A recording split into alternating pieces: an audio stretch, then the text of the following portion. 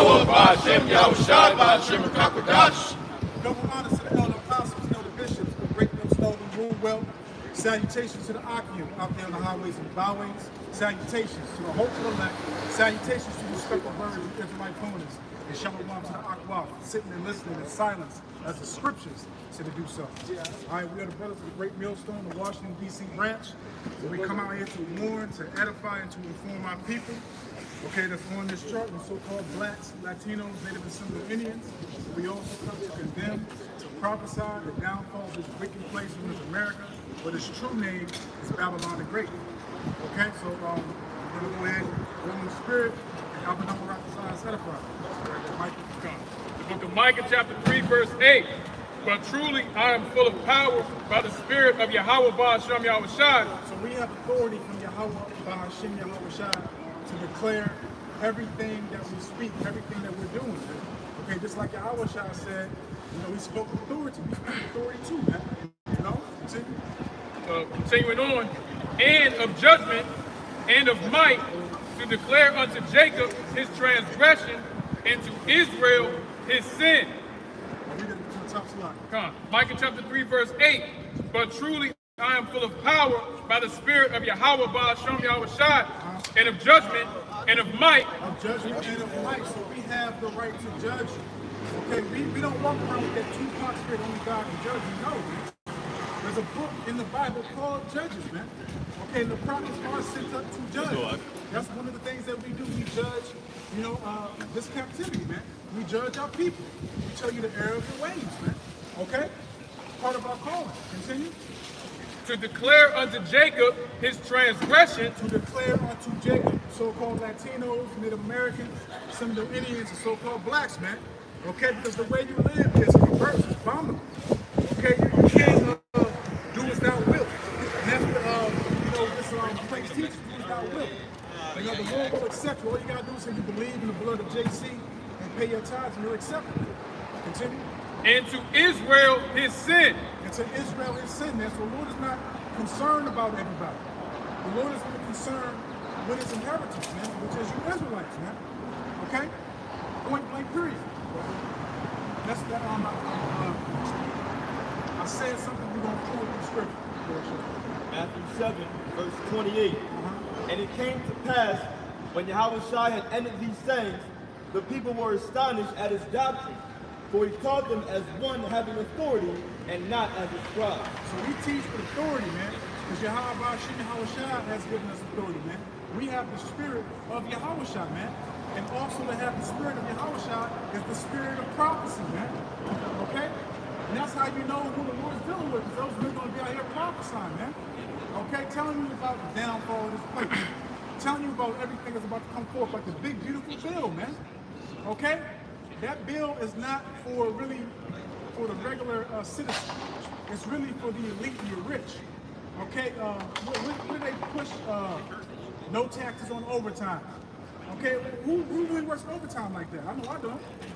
I'm not working no damn overtime. Okay? And what else? It's cutting budget for Medicaid and SNAP, which it really should be, man. So a lot of y'all Americans, man, y'all just sit on y'all asses and wait and have y'all hands up, man. Yeah, all y'all sitting on y'all butts, man, with your hands up, man. You know, the Section 8, the funding on that's being cut, all these things, man. Okay? Your foot straight, bro? You hurt your foot? Straight? What happened? You dropped the weight on it? 15 minutes. Oh, okay. So, you know, and also, too, man, the beloved brother Kawhi, you sent me a few videos. Oh, you staying with us, and you right? got Levi out here fighting ice. Yeah. Now, you should already know, man, you're not going to step to Levi how you stepped into, you know, Issachar, and then Levi going to fight, man. Okay? And that's all that's going to do is trickle down to the other tribes, and they're going to start fighting, man. So Jacob's trouble is literally in the midst of, man, in the midst of the society right now. Okay? Yeah, sure. Revelation 19, verse 10. And I fell at his feet to worship him. And he said unto me, See thou do it not. I am thy fellow servant and of thy brethren that have the testimony of Yahushua. So Salaki, this is the angel talking to John, man, telling you I'm your fellow brethren, your fellow brother, man. An angel saying this to John the Revelator, man. Okay? You got it. I am thy fellow servant and of thy brethren that have the testimony of Yahushai.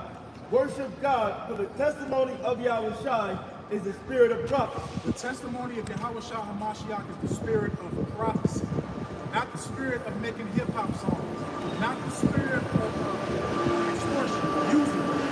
Okay, nah, man. You jakes will above and beyond to show forth your wickedness, man. To show forth your disobedience toward the Yahweh Shah, man. You was a nobody in the world, so you use his truth to become somebody. You're supposed to be exalted and offense somebody to Yahweh Shah, man. Okay? Not yourself, man. Period, man. Read that again from the top, bro. Revelation 19, verse 10. And I fell at his feet to worship him. And he said unto me, See thou do it not.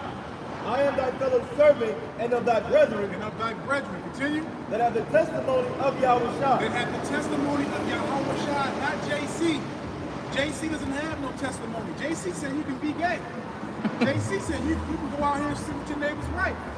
JC says you can sell drugs to the people. But as long as you come to church, again, and pay your tithes, and say you believe in him, you're saved. Saved from what?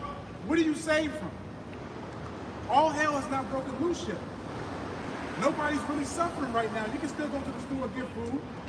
You can still go to the club. You can still go to the in Virginia, it's the ABC store for alcohol.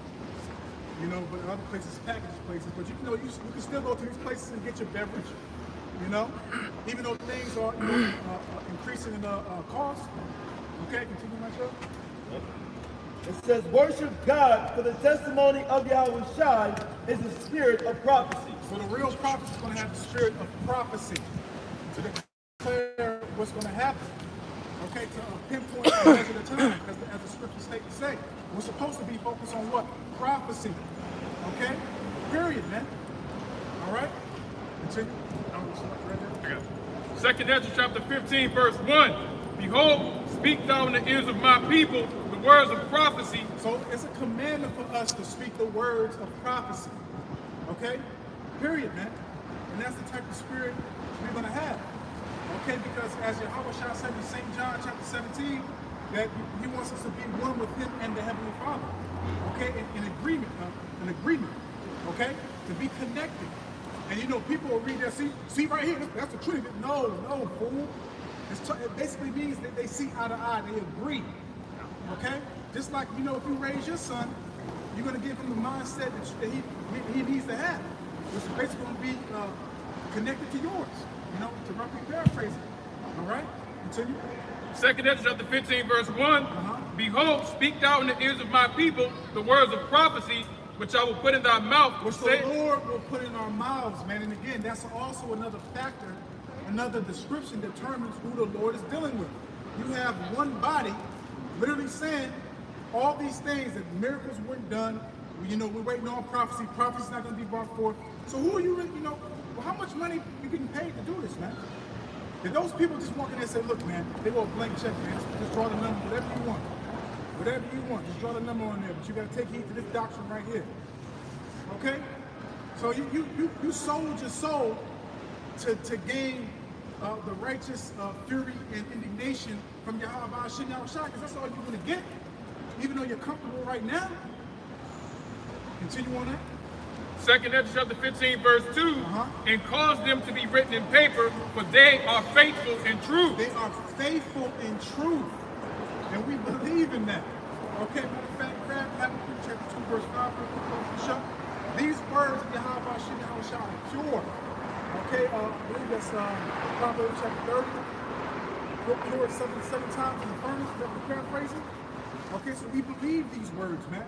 And we see it, the prophecies walking off the pages. We see the things happening, man. Okay? And that goes into what? Faith. We have faith. Trust, belief, confidence in Yahweh Hashem Yahushua, man. We don't need a plan B. We don't need to cleave on to the heathens, man. The Lord provides everything that we need, even though we're in captivity. The book of Habakkuk, chapter 2, verse 5. Yea, also, because he transgresseth by wine, he is a prophet. Habakkuk chapter 2, verse 3. For the vision is yet for an appointed time. For the vision is yet for an appointed time. So this is the Most High show. He's going to make things happen on his time. And that's why we have to patiently suffer and what? Endure. And the Lord is going to give us strength to endure these things. The Lord is going to give us comfort and everything that we need to endure this hellhole. Continue. But at the end it shall speak and not lie. But at the end it shall speak and not lie. Because our power is not a power that he shall lie. Nor Yahawashah. Nor Yahweh Yahawashah, man. Everything that is written in our Bible shall be brought forth. It shall be declared. It shall happen. Continue. Though it tarry, wait for it. Though it tarry, wait for it. Be patient. Okay? Period, man. You know, we got to go through things, man. But at the end of the day, when all hell breaks loose and, you know, Jacob's trouble is fully here and everything else, the way we suffer it, it's going to reverse. They're going to suffer. We're going to be very hard. We're going to have comfort because we're going to see everything written in our scriptures happening, man. You know, and there's various precepts to prove that. Go ahead. Because it will surely come, it will not tarry. It will not tarry, man. So we have to just be patient and let the Shah, you know, make his moves, man. Okay? Point blank period, man. And again, as I stated, let's grab Joel chapter 5, prove that fact. Where it says, you know, we should believe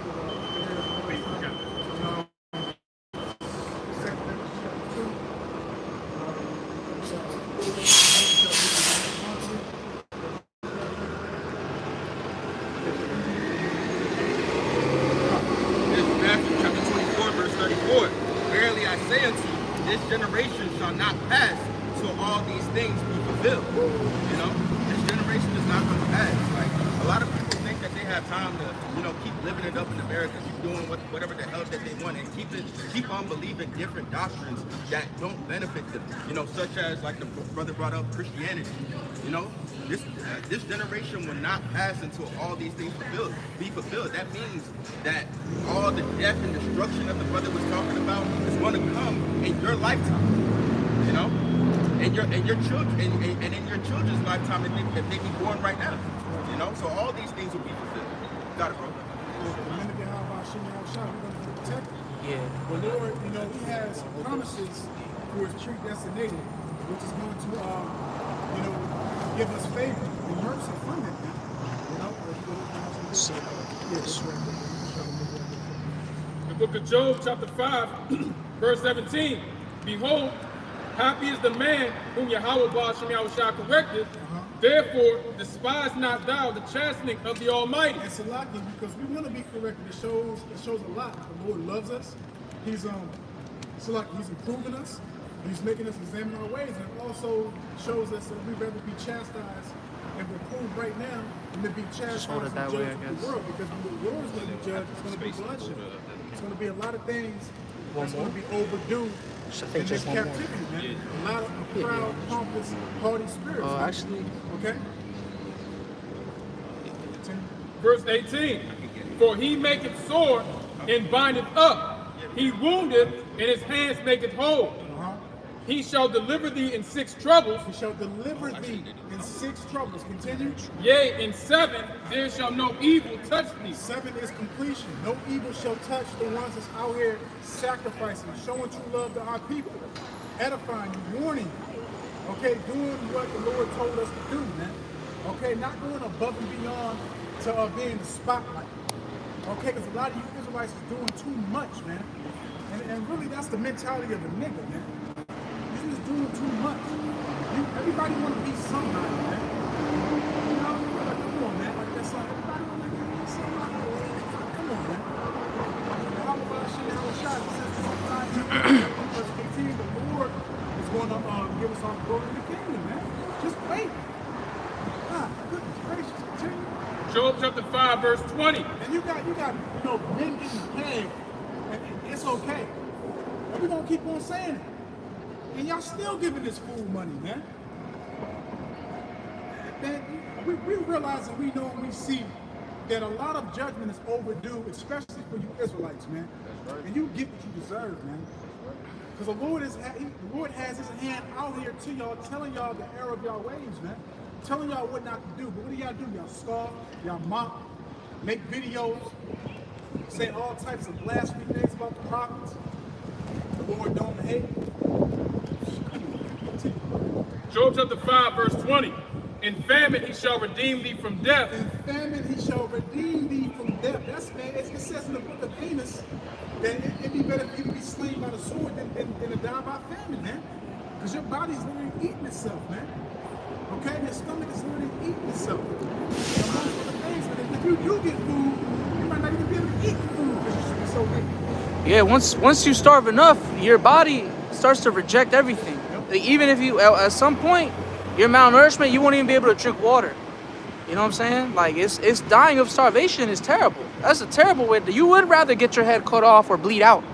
You know what I'm saying? And you're going to be begging for death then, because a lot of, and you know, here in Babylon, a lot of you people are overweight. Why do you think nobody, their military requirements, can nobody make? You know? Can nobody make the military requirements in America? Everybody's fat and out of shape, man. And still what's crazy too is, and the Lord is funny because America is the most obese country in the world. Yep. You know, the way our people, but shit, the way these Americans eat, I mean, they have like 3, 4, 5 servings at a time. Like, they just keep going back for second helpings, third, fourth, and they're so overweight. And it's funny because when you're malnourished, and especially during a time of famine, your body's just going to eat on the nutrients that you have in your body already stored up, like Shamari was saying. But these people out here, they're used to eating every single meal, snacks in between.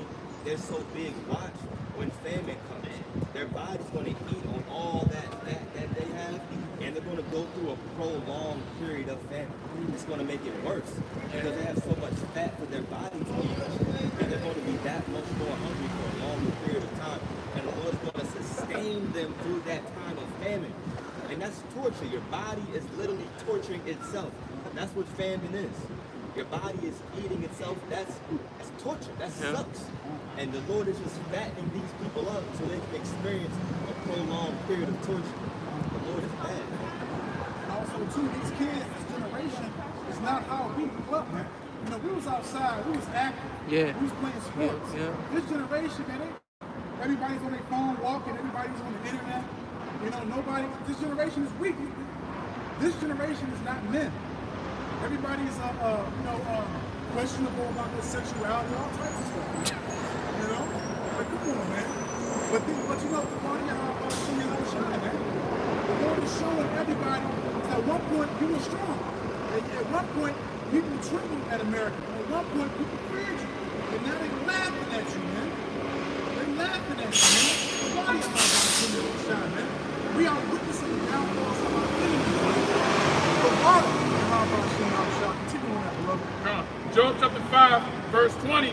In famine he shall redeem thee from death, and in war from the power of the sword. So Salaki, again, the Lord said his prophets shall eat and drink, shall be merry-hearted, and amongst other things, man.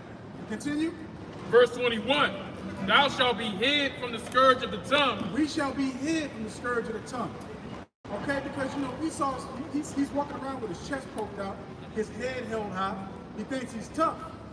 Okay, we have the cheat code, man. We know the agenda, man. We know what's going to be brought forth, man. And so it's not going to come on us unawares, man. But it's going to hit all you Babylonians like that, man. You're going to be crying, acting all weak, talking to the girl. What we going to do, baby? She going to look just like, what? Go ahead, man. Continuing on to verse 21. Because you want to fake up. You know, you want all that. Girl. You want all that, but I'm telling you, like, when all hell breaks loose, you won't have people walking around being proud, coming past the prophets, man. And we gonna stay focused. Continue. Verse 21. Thou shalt be hid from the scourge of the tongue, neither shalt thou be afraid of destruction when it cometh. So we're not gonna be afraid of destruction. We're gonna, man, we cheering it on, man. We want it to happen.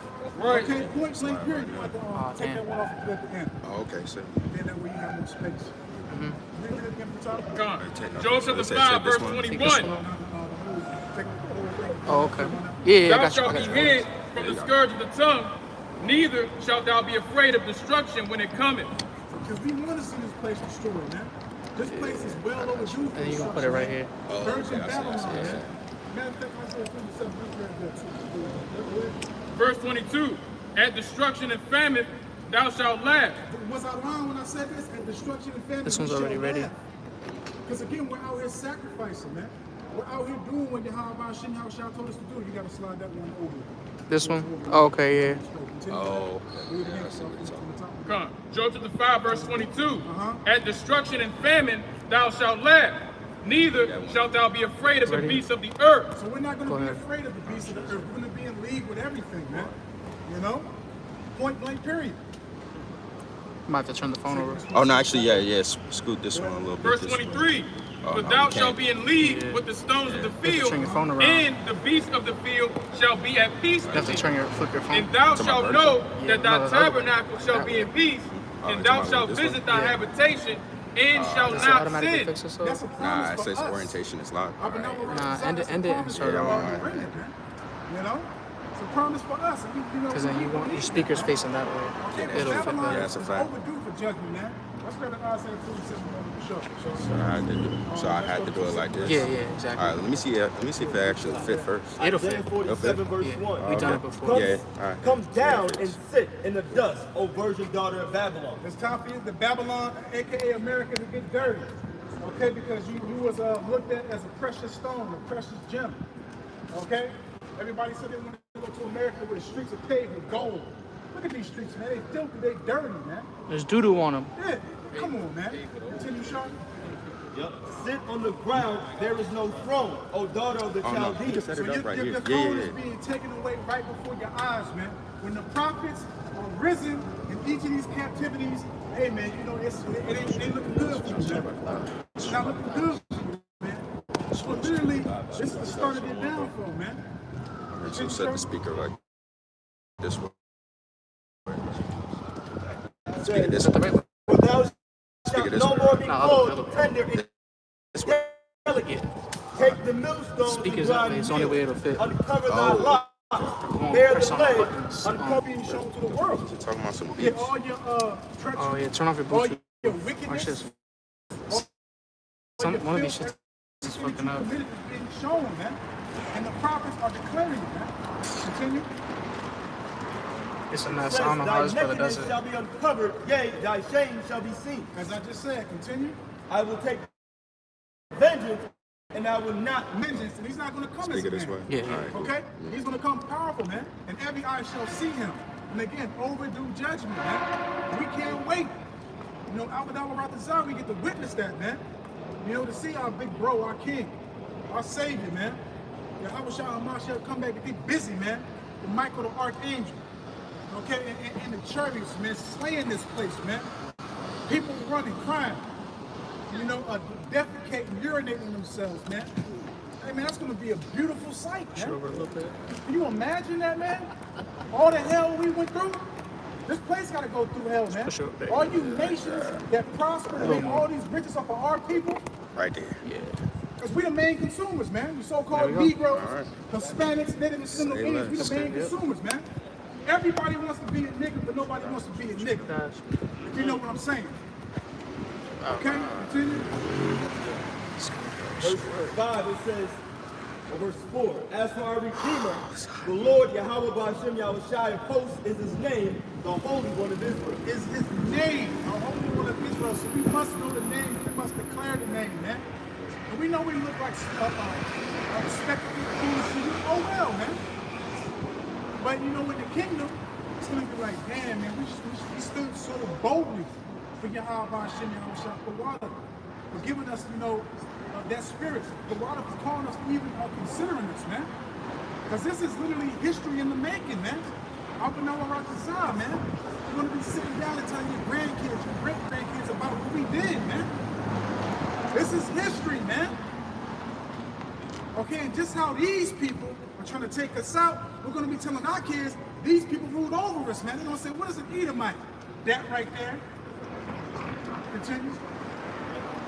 Verse 5, sit thou silent and get thee into darkness, O daughter of the Chaldeans. Yeah, because you got Trump running his mouth, you proud.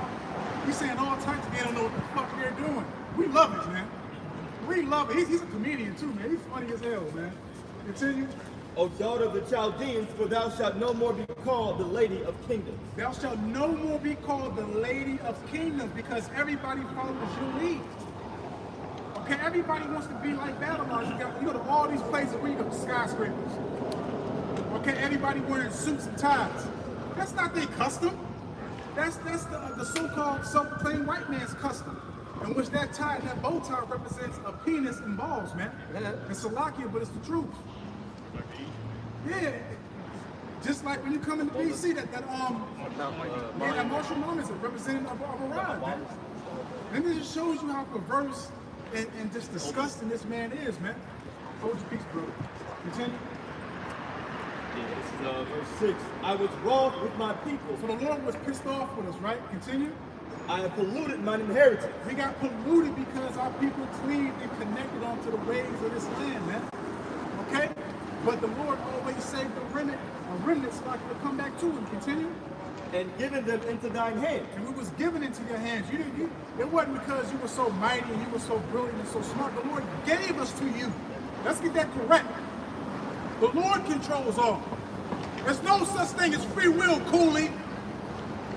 I can't wait for the Lord to judge you and that nigga saint, man. Smiling and laughing. And why are you 6'5"? Why are you debating with these niggas, man? I know you're watching my video because you be on my comment, but stop debating with these niggas, man. Get out that Sakari spirit, man. Let them be judged, man. I'm trying to argue with some rebellious, two-thirds niggas, man. That think they know something. The wisdom of this world is foolishness for most. They don't know nothing. Let them perish. Continue on out. Thou didst show them no mercy. No mercy. And you ain't showing our people no mercy right now. Snatching up the northern kingdom, the so-called Latinos. Going after the Haitians, and the Haitians fighting back. I know them Haitians don't play. And that's going to trickle down to all the tribes.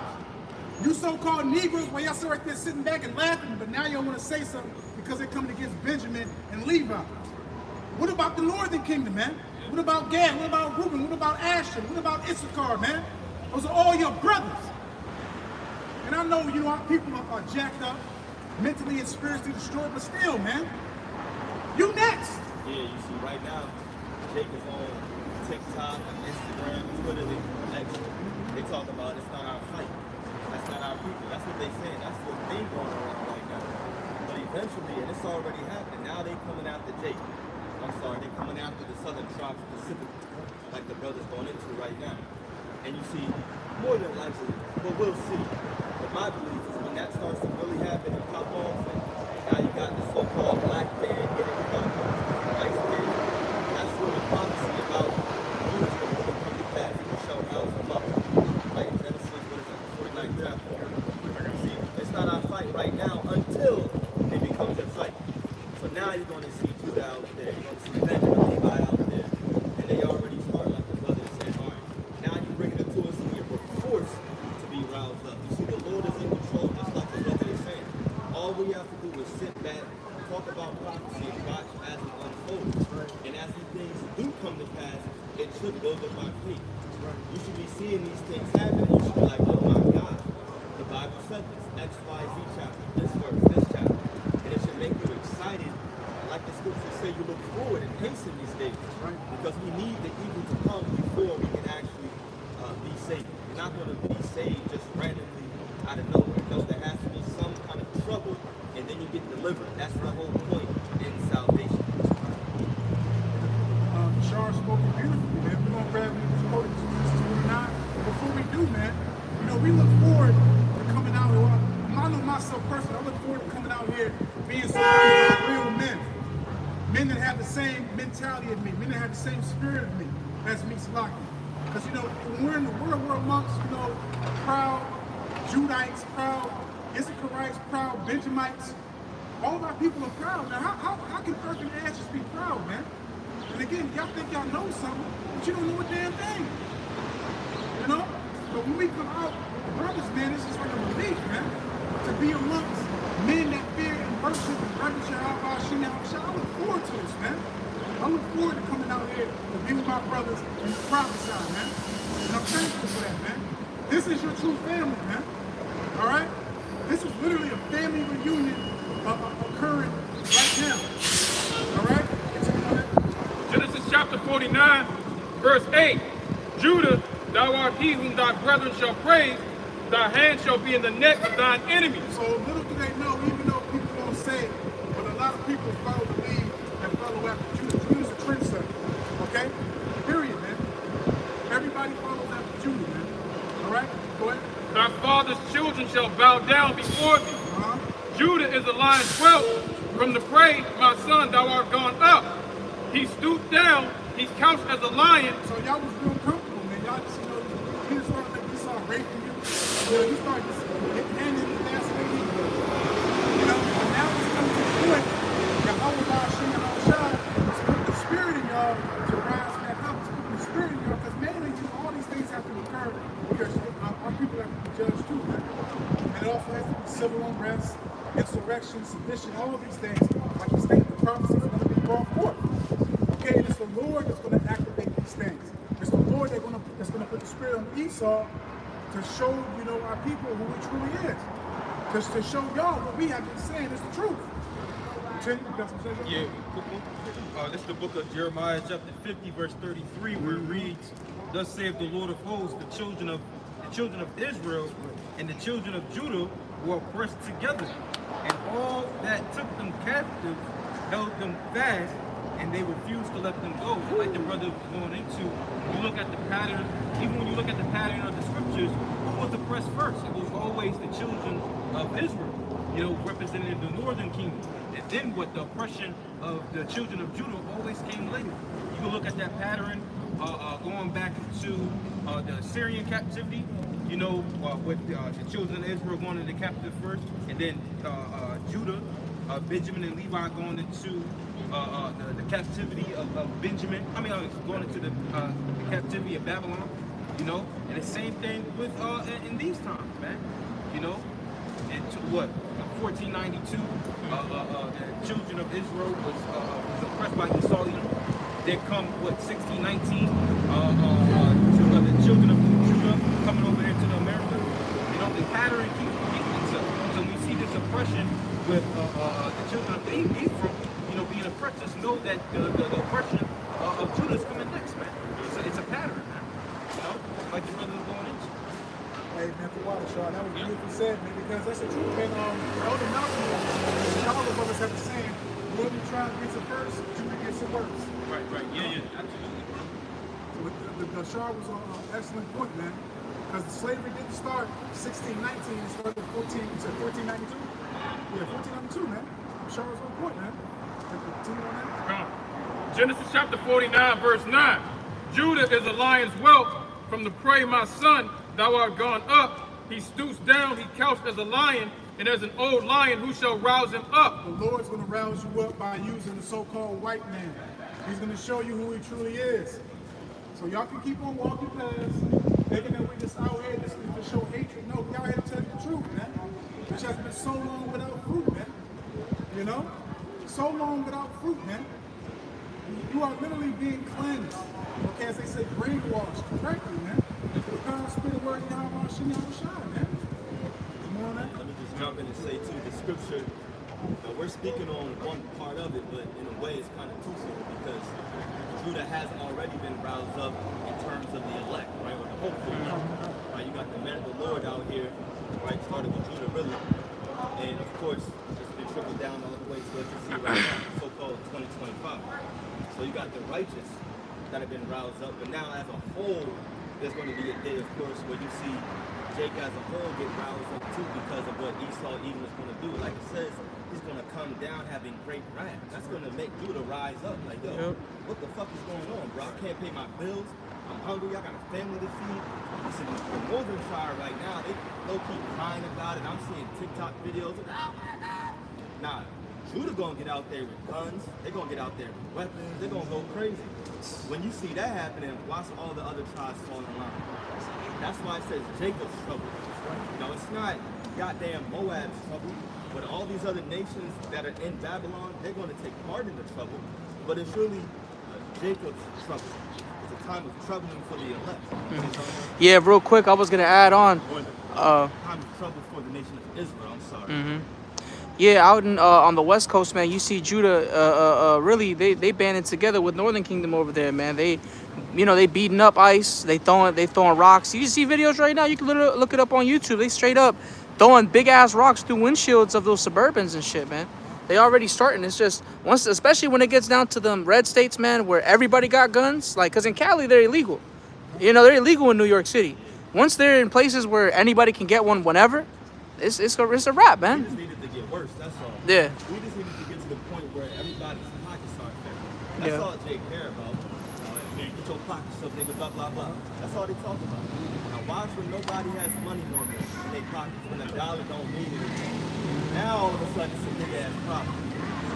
Ice concentration cans, 70 gas whatever, but when you get to the point where you can't buy no more J's, all right, now Jay gonna rise up. No more Hennessy. Pay their bills. Yeah, I can't buy no more liquor and shit. Now it's gonna be a problem. Jay gets so goddamn simple. You know it's gonna be something stupid like that. You know, yeah, I can't. Man, you smoke for 24 hours. Yeah, exactly. That's Jake. Got that black It's gonna be bad as shit. Yeah.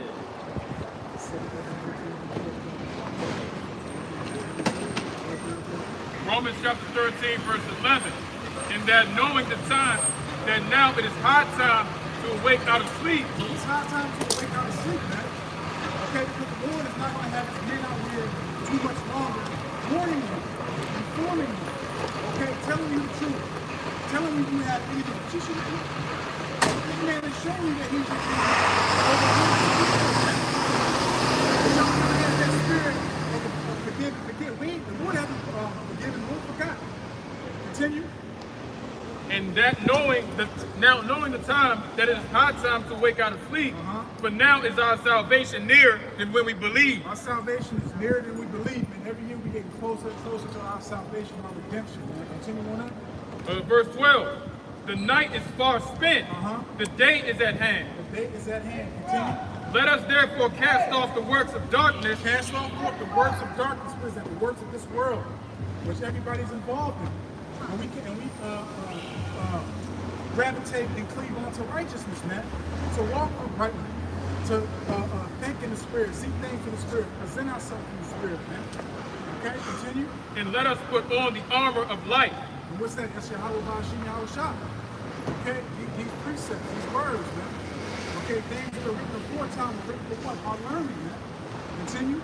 Let us walk honestly as in the day, not in rioting and in drunkenness and in chambering and in wantonness, not in strife and envying. So if we walk in honesty, we have the understanding. Okay, but I've been really standing firm on that since the beloved Shah, I'm gonna figure the Shah, I'm gonna figure out his name. The Shah Yeshai did a word that we call understanding, which is really, really, really important, man. And that's one thing that we have to get the knowledge and the wisdom. We have to have the understanding, man. Continue. Verse 14, but put ye on the Lord Yahweh Shah HaMashiach, and make not provision for the flesh to fulfill the lust thereof. So what does that sound like? It sounds like leave with these mortal thoughts, man. Let's grab that. 2 Ezra 14, go to the show. We all, he got the blank. 2 Ezra 14, verse 14. Let go from the mortal thoughts. Cast away the burdens of man. So we don't have a mortal mentality. We have a godly mentality, man. Our people have a carnal mentality, man. The mentality of this world, man. Okay, because the Lord has not awoken them to this truth, man. Continue. Just put off now the weak nature. Put off the weak nature, because again, we have understanding to know who's in control, what's going on. Okay? So again, also too, the Lord gives us the increase, the strength, everything that we need to endure, to patiently suffer this nightmare, man. Continue. It says, and set aside the thoughts that are most heavy unto thee. So set aside those thoughts that's happening, man. What if that, you shouldn't have it in your head, man. The Lord gives us assurance in the scriptures of what he's going to do for his elect, which we're going to pray to be. There's various precepts to prove that we're going to be protected. We're going to be merry hearted. We're going to laugh at death.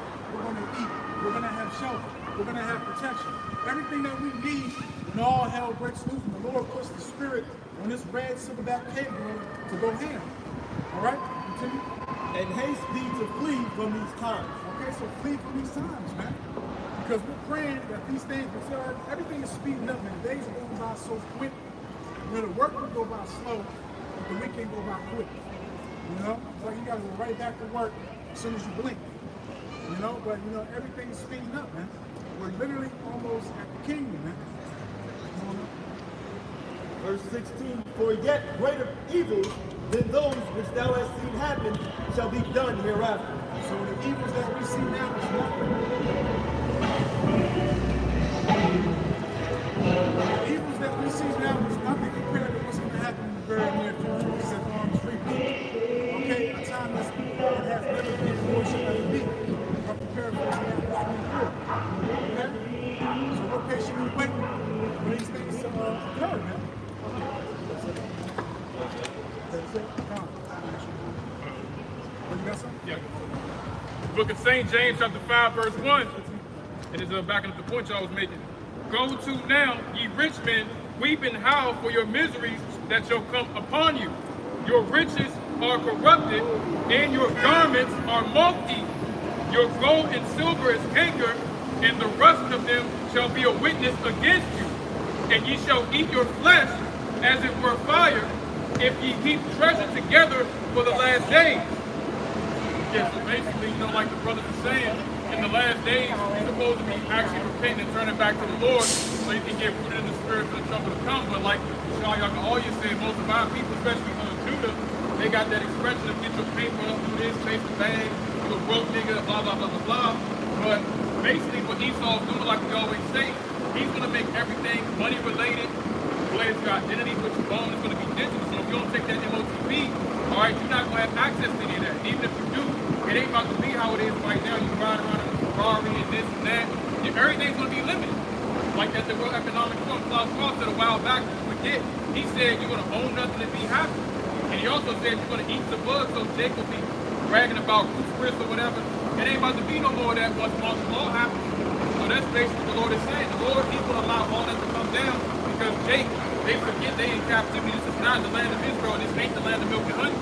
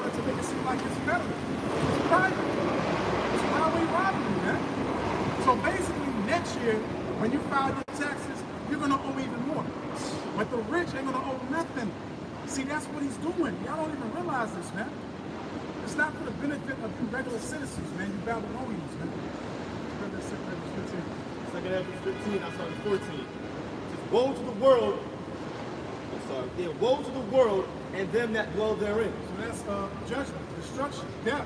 Again, which is overdue. You got to show. For the sword and their destruction draweth nigh. Draweth nigh. And the Lord is sharpening that sword. Okay, physically and the devil. Which he uses the devil as a sword, man. And he's going to put the spirit on this red savage to really put it in work.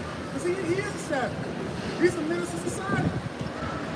The biggest terrorist on the planet is the man that says he's white, but he's really red and different shades of pink. They are the biggest terrorists on the planet. But everybody else, once you fight back and all this, you know, when you fighting back, you know, like, what, you serious? Oh, look at him, he's fighting back, he's a terrorist. Like, I'm supposed to just sit there and let you just kill me and take it. Like, only Esau can bomb the piss out of children, and he's the victim. He's the one, oh, they're committing genocide on us. And it's like, bro, you just killed a hella kids, man. You a demon, bro. Only in Edom, hey, they're notorious. They throw the stone and hide their hand, man. A bunch of cowards, man. Man, it's like somebody said, I was watching a video, and I think it was at Ishmaelite, but you might be a James. He said the white man to have a puppet on his hand and choking. He said, "Stop choking me! It's not me. It's not me doing it. It's the puppet." Yeah, You know what I'm saying? that's true. For real, man. It's like he'll have a knife and he'll just look at you and just stab you. It's like, why you stab me? It's not me. It's the knife. That's how this devil is, man. Yeah. The knife did it, not me. It wasn't me. They lie so often, they really believe that goddamn lie. They're pathological liars, huh? Yeah, hell yeah. Pathological That's liars. what it is. Like, they don't want to see it any other way. No, it has to be this way. We're right. Yeah, man. A lie is the truth, and the truth is a lie. Everything is upside down in this society, as it says in Isaiah 5, verse 20. Evil is good, and good is evil, man. Everything is upside down in society. Okay? The second Ezra 15, verse, back to 15. For the sword of their destruction draweth nigh, and one people shall stand up to fight against another, and swords in their hands. That's what the Shah Yad was talking about when Judah gets to the point. You know, everybody's going to have their weapons. Everybody's going to have their pistols, their knives, their machetes. You know, they build things like machetes and stuff. So they build it for machete, man. For there shall be sedition among men, and invading one another. They shall not regard their kings nor princes, and the course of their actions shall stand in their power. It's talking about going against the government, okay, going against the authorities, okay, the ones that have those high seats, the senates, Congress, all that, man. Okay, and one of those devils, one of those devil presidents said that if the citizens knew exactly what we did, we would be hanging on light poles and trees and stuff. Was it Lyndon? One of the devils, one of the presidents, Yeah. might have been President Ronald Reagan. So it was one of them, though. So if they know what we do, we'd be hung outside on our light poles Yeah, and stuff. I was thinking about that quote too. I didn't want to say it. I forgot who said it. Yeah, I mean, you already had it to an extent. We were talking about it like maybe 2 or 3 weeks ago. Remember, you had that because of what's happening with ICE in the northern tribe, you got northern tribe actually applied to try to find ICE authorities. The ICE agents. The ICE agents. Yeah. That's the word. And so now, yeah, the police officer, the sheriff in Florida, he's like, look, he came out there, he's like, y'all plot against us. Y'all come against us, and we're gonna find you on graveyards. We're gonna tell your family about it. So he's like, look, y'all coming up against us, we will kill you. Well, that's what he said. We will kill you graveyard day. Those are his exact words. And that's Jacob. That's what we just read right there. They're not going to regard the princes, the kings, meaning their government, the authority, the legislative branch, executive branch, nothing. And it's already happening right now. Like we keep saying though, watch until it gets worse. When it gets worse, now people are all of a sudden they want to pay attention. Jake always want to pay attention when it's too goddamn late. They want to procrastinate and, oh shit, why is this happening? Where did this come from? It's gonna feel like overnight. Things just change. And the whole time, the prophets been out here, all right, this week this happening, this week this is happening, next week that may happen, we'll let you know if this happen again. You know, but nobody's really paying attention. So that day comes and now, boom, Jake is roused up, mad, upset, confused, don't know what to do. Yep. Real quick, if I could say, cause you ain't gonna see it on the news, man. On a low level, these ATF, FBI, ICE, you know, these alphabet boys, really, they're getting popped, man. They're just not gonna broadcast it. They're getting killed. That's why they've come out. We're gonna kill y'all, cause they're getting killed, man. They taking L's. They just not gonna put it on the news, you know. Yeah. And also too, man, these Edomites are literally preparing for war, man. You know, they train their kids at the age of 2 how to disassemble and reassemble a gun. You know, they stacking up ammo. They also go into the MMA to learn how to, grappling, fighting, all that stuff, man. These Edomites are literally preparing for war. They've been on it too for Yeah, decades. For years. Decades. Years. Like I said, decades upon decades. But they're really waiting for this stuff to occur. Okay, but what did Jake do? Like you said, worried about getting Jordans, worried about smoking, worried about committing adultery, worried about TikTok dances. About being such a social media influencer, right? Verse 16 again. It says, for there shall be sedition among men, and invading one another. They shall not regard their kings nor princes, and the course of their actions shall stand in their power. You see yourself on this side, on your father's side? What's your father?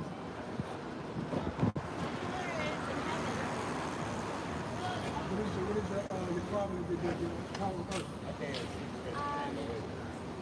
Nationality. His nationality. Nationality, I'm Mexican, but that doesn't really depend.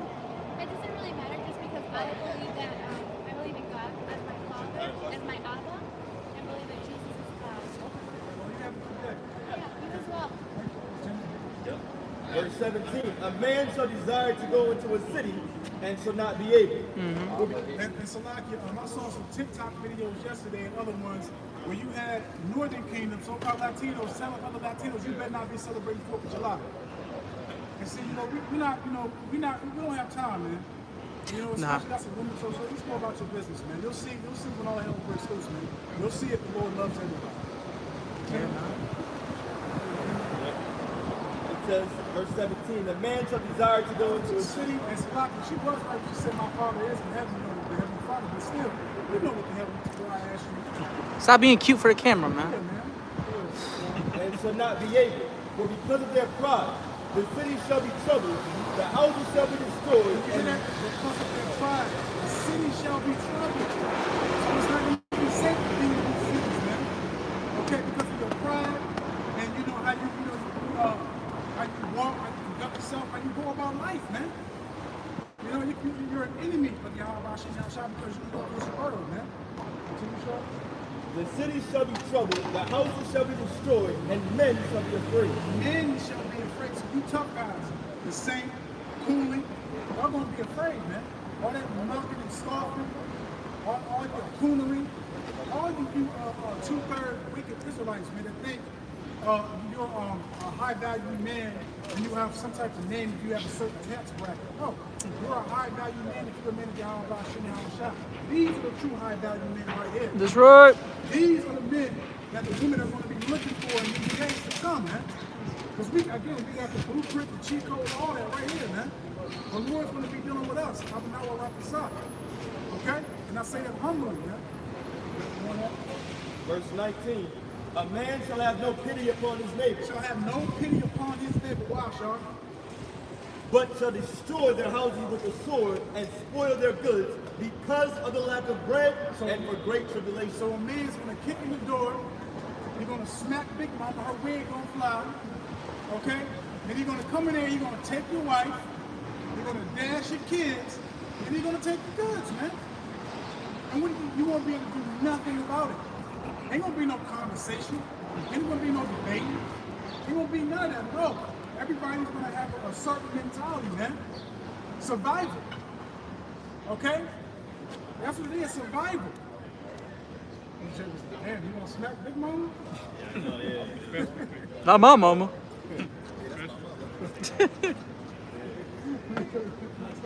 Yep, verse 19, 2 Ezra 15 and 19. Not the kids.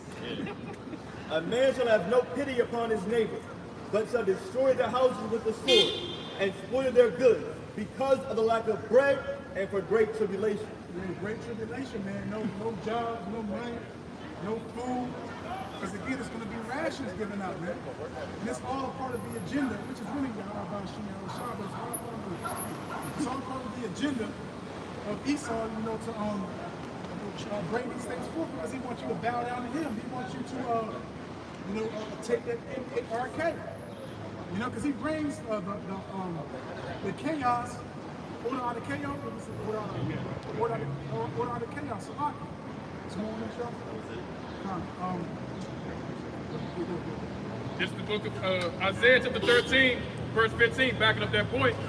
Everyone that is found shall be thrust through, and everyone that is joined unto them shall fall by the sword.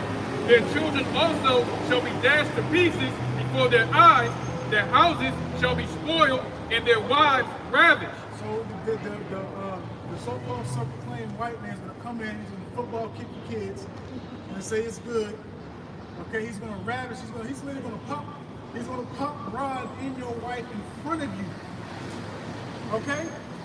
You know, I'm not trying to be graphic, but let's read it again, man. Read it again. Isaiah chapter 13, verse 15. Everyone that is found shall be thrust through, and everyone that is joined unto them shall fall by the sword. So you joined on to the devil, you joined on to these heathens, you're you're going to get the same judgment they're going to get. Continue. Their children also shall be dashed to pieces before their eyes, The kids are going to be put to death before your eyes, and you will have no might, no strength, no power to do anything about it. Continue. their houses shall be spoiled, and their wives ravaged. They're going to kick in the door, again, take all your goods, and again, they're going to pop a rod in your life. Honestly, they might pop a rod in you too. Yeah, Esau, man, Esau is perverse, man. Have you and your wife looking at each other while y'all both get ravished. Okay? And then he's going to say, what's wrong, Jerome? Is that wrong? Well, you know what? That wasn't that bad, Jerome. Okay, then try to execute you and then try to take your wife from the merchandise, man. Because you women are going to be made merchandise, man. It's going to be made a trading tool these days, man. You know, you won't be outside and half naked running your mouth. They ain't gonna be outside. Exactly, you ain't gonna be outside. Yeah, in that day, it ain't gonna be no more leggings. It ain't gonna be no more crop tops. Yeah, and if y'all think the brother is exaggerating, if it's your first time and you're on YouTube and you're like, yo, what verse is that? You look up the definition of the word rabbit, and you tell us what the Bible is talking about. That's why it's important to go into the Hebrew, look up the word, learn the definition of things, get the true understanding of it. Because the brother's not saying nothing crazy. It talks about how the Lord mingled a perverse spirit in Babylon, in America. You don't think that perverse spirit isn't going to be exacerbated in the time of Jacob's trouble? Nah, Esau's going to go back to his nasty-ass, wicked, disgusting ways. Just like it says, a worse time that ever was nor shall be. Now, you think of the transatlantic slave trade, and you're like, yo, Esau is nasty. Well, guess what? That perverse, wicked, nasty spirit is coming back times 10. He gonna do nasty things to your woman and you if you're not a part of the elect. And that's why you got to fear. The Lord can make, and it's the Lord putting it in his mind to do so. It's the Lord rousing up people. It's the Lord making people think a certain way. When it said in 2 Ezra 15 that a man shall have no pity upon his neighbor, the Lord is going to put a spirit, a certain mentality to where people are going to be like, yo, I don't give a fuck about nobody. That's what it means to have no pity. Like, yo, I don't care. Yeah, real, true selfishness. I gotta eat, bro. You know what I'm saying? I'm hungry as a motherfucker right now. You know, my kid is crying right now. My woman, she's slapping the shit out of me. She's hungry. Do something, nigga. You know, Jake. Yeah, for real though. Yeah, you gonna get mad at her. Fuck, I just gotta. You know, you're just gonna stab the next person you see. You know, you're gonna be eating. Cannibalism is coming back. All that nasty shit is coming. It's gonna be a true perverse spirit in Babylon. Yeah. And Jake walking around in that flood spirit right now. Yeah. Walking around chilling. Just because you can still go and get your goddamn Starbucks and eat your nasty ass donuts. You know? They think everything is cool right now. That's right, yeah. Like you say all the time, like I always say. One day, oh shit, where did this come from? I'm gonna keep saying that. It's gonna happen. Where did this come from? That's what it's gonna be. You know, say something. Yeah. I saw a video recently. It's not new and it's not old, but you know, it's fairly recent. They were showing this dude eating a human being in Haiti, man. He was straight eating human flesh, man. Yeah, I saw the video. You saw it too, right? Yeah. Yeah. He was eating flesh of a human being, man. That people laugh and they're like, that's Haiti. And it's like, bro, that's not far from here, man. We ain't far from it. There's a song. He might be a Jake. It's a country song. It's called "We Ain't Far From It." We ain't far from that here, man. Yeah, the Lord always You know? gives us precursor. We see certain things. Just Yeah. like the chip. He gave us a little precursor. We saw what happened during the time of C-19. Now you can look out at certain places like Haiti. They're going through, basically, you can say damn near Jacob's trouble out there. Yeah. It's true famine out there. It's true rioting and what you call it, civil wars and shit like that, uprising against their corrupt government.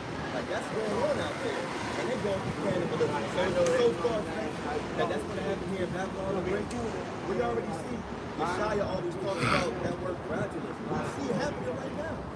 Gradualism is currently taking place right now. And it's our job as prophets to point that out. That's how you actually watch. You stand upon your post and you're like, yo, I see it approaching. I see it coming. That's gradualism. Stand back. He good. I Stand got back you. on these devils. with their injustice, unfairly, wicked, lying-ass rulership. This is the book of Psalms, chapter 58 in the NLT, verse 1, and it reads, justice. Do you rulers know the meaning of the word? Do you judge the people fairly? No. You plot injustice in your hearts. You spread violence throughout the land. These wicked people are born sinners. Even from the birth, they have lied and gone their own way. Salakia, you're not going to get justice from this man. No. You're not, man. You're not going to get justice from this man. The real justice is going to come from Verse 4, they spit venom like deadly snakes. They are like cobras that refuse to listen, ignoring the tunes of the snake charmers. No matter how skillfully they play, break off their fangs, O power. Smash the jaws of these lions, O Yahweh. May they disappear like water into thirsty ground. And that's going to happen, man. Obadiah, Job 18, Job 20. And that's going to be done by us from Yahweh Shem Yahushua. Habakkuk chapter 1, verse 4. Therefore, the law is slack, and judgment doth never go forth, for the wicked don't compass about the righteous. Go, Slakia. Therefore, wrong judgment proceedeth. Come. Habakkuk chapter 1, verse 4. Therefore, the law is slack, and judgment doth never go forth. The law of Yahweh Shem Yahushua is slack. So again, correct judgment does not go forth. Because the judgment of the Edomites is of their own will, their own dignity. Okay, and they are terrible and dreadful, as it says in verse 7, man. That's right. Okay, so their judgment is to benefit them. It's not to benefit you.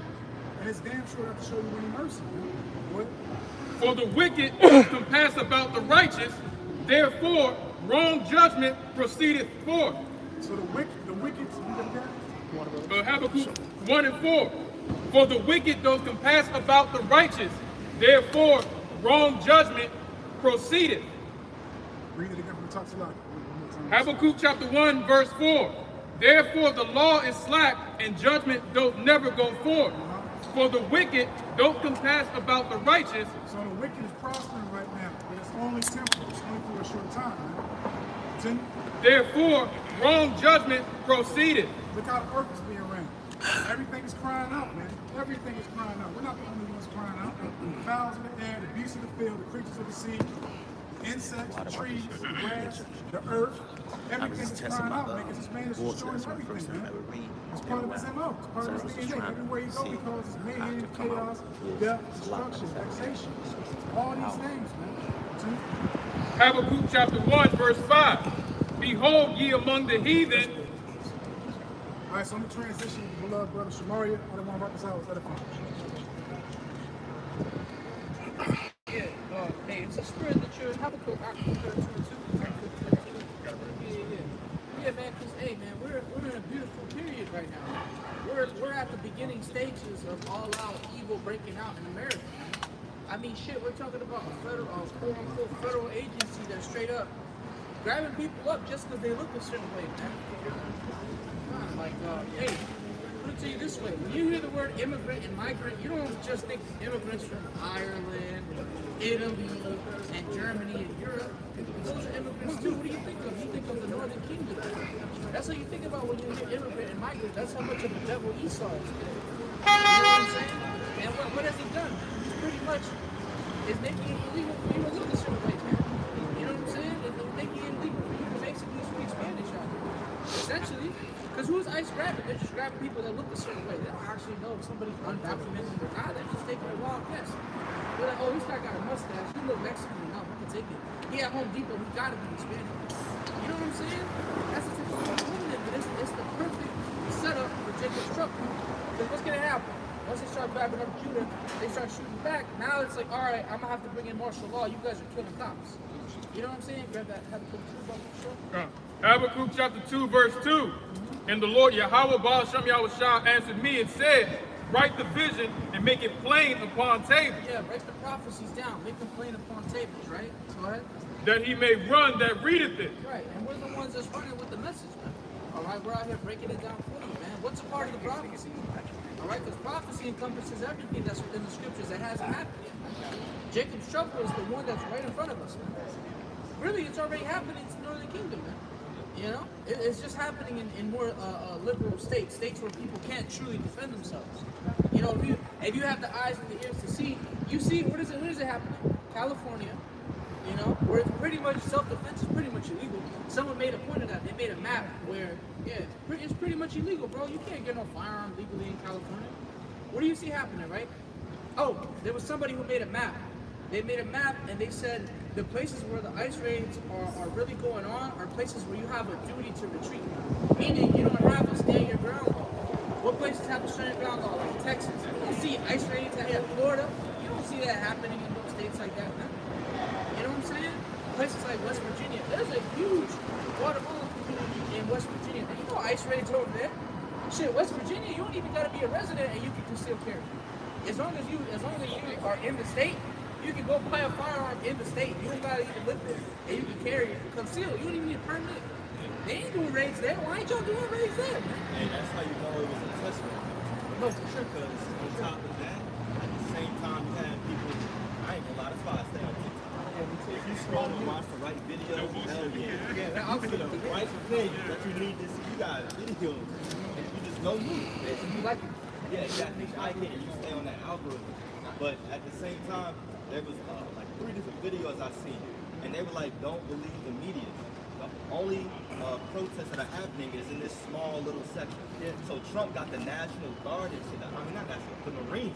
Yeah. He brought the Marines out there, but everybody's like, "For what?" Yeah, like, somebody out there. yeah, right here you got peaceful protests. It was a small little community where certain shit was happening, a little revolting. But they brought the fucking Marines out there for what? It was a test run to see how people react. exactly. But then they pushed it out there and everybody's like, oh my gosh, California's on fire. You know how big California is? The hell you talking about California's going crazy on fire? So the brothers going through hell, they ain't gonna tell us? The brothers out in Cali, you know what I'm saying? Right. They still out doing the work, man. They ain't just going all like that. But hey, little things is going on right there. But to go back to the point though, because if you really look, where did the scuffles happen? The little scuffles in California. You had the Edomites in Boston. They was protecting the so-called immigrants. I say so-called because you know the real immigrant in Esau Edom, man. You're the vagabond. You're the homeless man. You know what I'm saying? You're the real immigrant. You know, they push forth their unrighteous decrees, their bills that they signed off. Just like how the Shah was just going in about the protesting. They're passing bills that if you're in groups of protests, they now have bills and laws set in place that if you was to run over these people, drive your car right over them, you won't be charged for it. You know, I've been seeing that in different states propositions, like the Shah was just going into. You know, these are test runs to it being civil unrest. That's right. All out chaos. That's right. For water, brother. Yeah, no, the civil unrest, man. You see, see, Esau is a demon, man. He gonna make the people do something so that he has an excuse to lock it down in the name of safety. It's always in the name of safety. Look at 9/11. Now what? Now TSF can see your private area in the name of safety. That wasn't a thing back then. I remember my dad telling me, he's like, man, when I came here, they didn't do that shit, man. Do whatever you wanted to get, you know what I'm saying, on the planes and shit like that, to some degree. You know what I'm saying? But now, you know, they're looking at you everywhere. In the name of safety. Right? Your phone is tapped in the name of safety. You know? They can you have an IP address, they can check everything that you look at in the name of safety. You know what I'm saying? Oh, let's finish that. Habakkuk chapter 2, verse 3. For the vision is yet for an appointed time, That's right. The prophecy is for an appointed time. What does it say? but at the end it shall speak and not lie. What do you see it doing now, man? It's speaking louder than ever. There is literal persecution on the northern kingdom and the southern kingdom right now as we speak. Literal, on U.S. soil. What does that mean, man?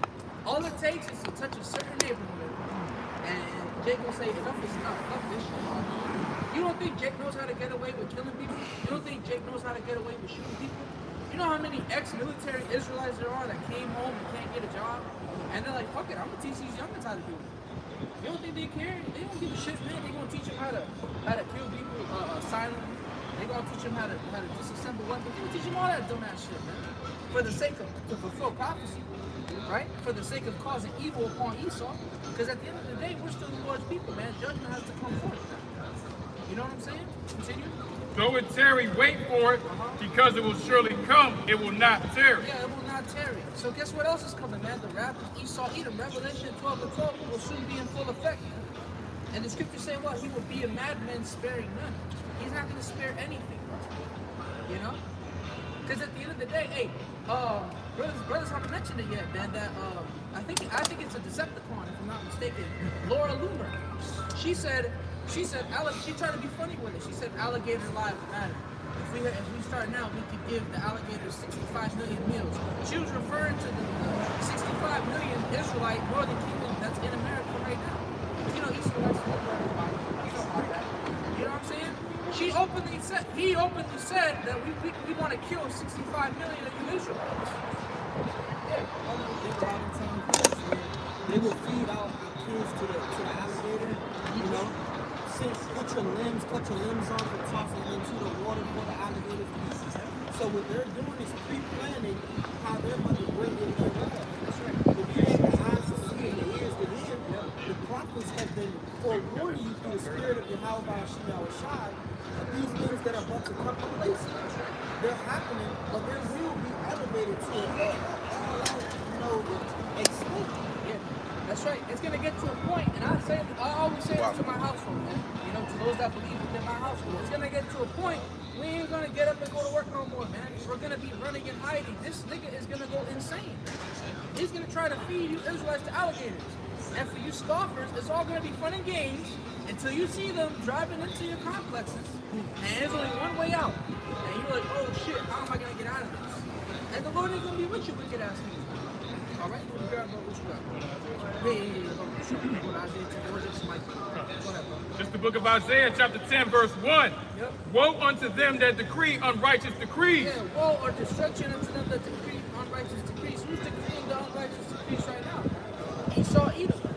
Esau Edom pretty much made it illegal for you to be a Latin tribe, man. Pretty much. You know? How are you gonna determine who's illegal or not if they're not even giving these people due process for the most part? You know what I'm saying? And we haven't even mentioned how they're throwing them off of cargo planes on the West Coast. Esau Edom's a demon, man. Can you imagine you get nabbed up, you a whole citizen, right? Quote unquote, because we don't give a shit about none of that, man. But at the end of the day, we're under Yahweh Shai. All right, we ain't worried about if I'm a citizen or not, man. I already know Esau's a demon. He don't give a shit. He don't care about the law he created, man. He don't follow his own law, man. That's why he just creates shit to only benefit himself, man. That's why all this people talking about, oh, Trump is gonna do no tax on overtime. By the looks of it, I think you have to make at least $12,000 worth of overtime a year for it to even. Yeah, who the fuck is doing that, man? It's like 80 hours a week. I ain't gonna do 80 hours a week for a whole year so that I can get a tax break. You know what I'm saying? That's the thing, man. It was never made to benefit you dumbass Israelites. That's why you fucking retards are gonna get taken out of the way, man. Gruesome you too, man. Because you need it. You need it. Look at how you act, man. You get that dumbass Manasseh woman talking about, oh, I'm gonna vote for Donald Trump. She's singing the whole song and shit. And then her husband got deported. You know what I'm saying? Hey, that's how the Lord be, man. That's how it is, man. All you know is shy, man. And may more evil fall upon you wicked ass Israelites, man. You know what I'm saying? Did you see the video the Raj Azaria made in North Carolina? Nah. So I vote for Trump. Oh yeah, I remember that. Yeah, bro. Yeah, that was talking about her, man. She got her husband got deported. Now she on the news crying. Well, that's what you get. Why did you vote for Donald Trump? Isaiah chapter 10, verse 1. Woe unto them that decree unrighteous decrees, right? And that write grievousness which they have prescribed. Yeah, right, grievousness. Are they not wearing out the saints right now? Yeah, they're constantly harassing the saints. That's what that means when you go into wearing out the saints. It's a constant harassment. I mean, think about it, man. We're talking about, this is open racism. So when you hear immigrant, now you think of Northern people. But there's a lot of illegal Germans and Russians. No one's bothering them. Why is that? Why is that? They're not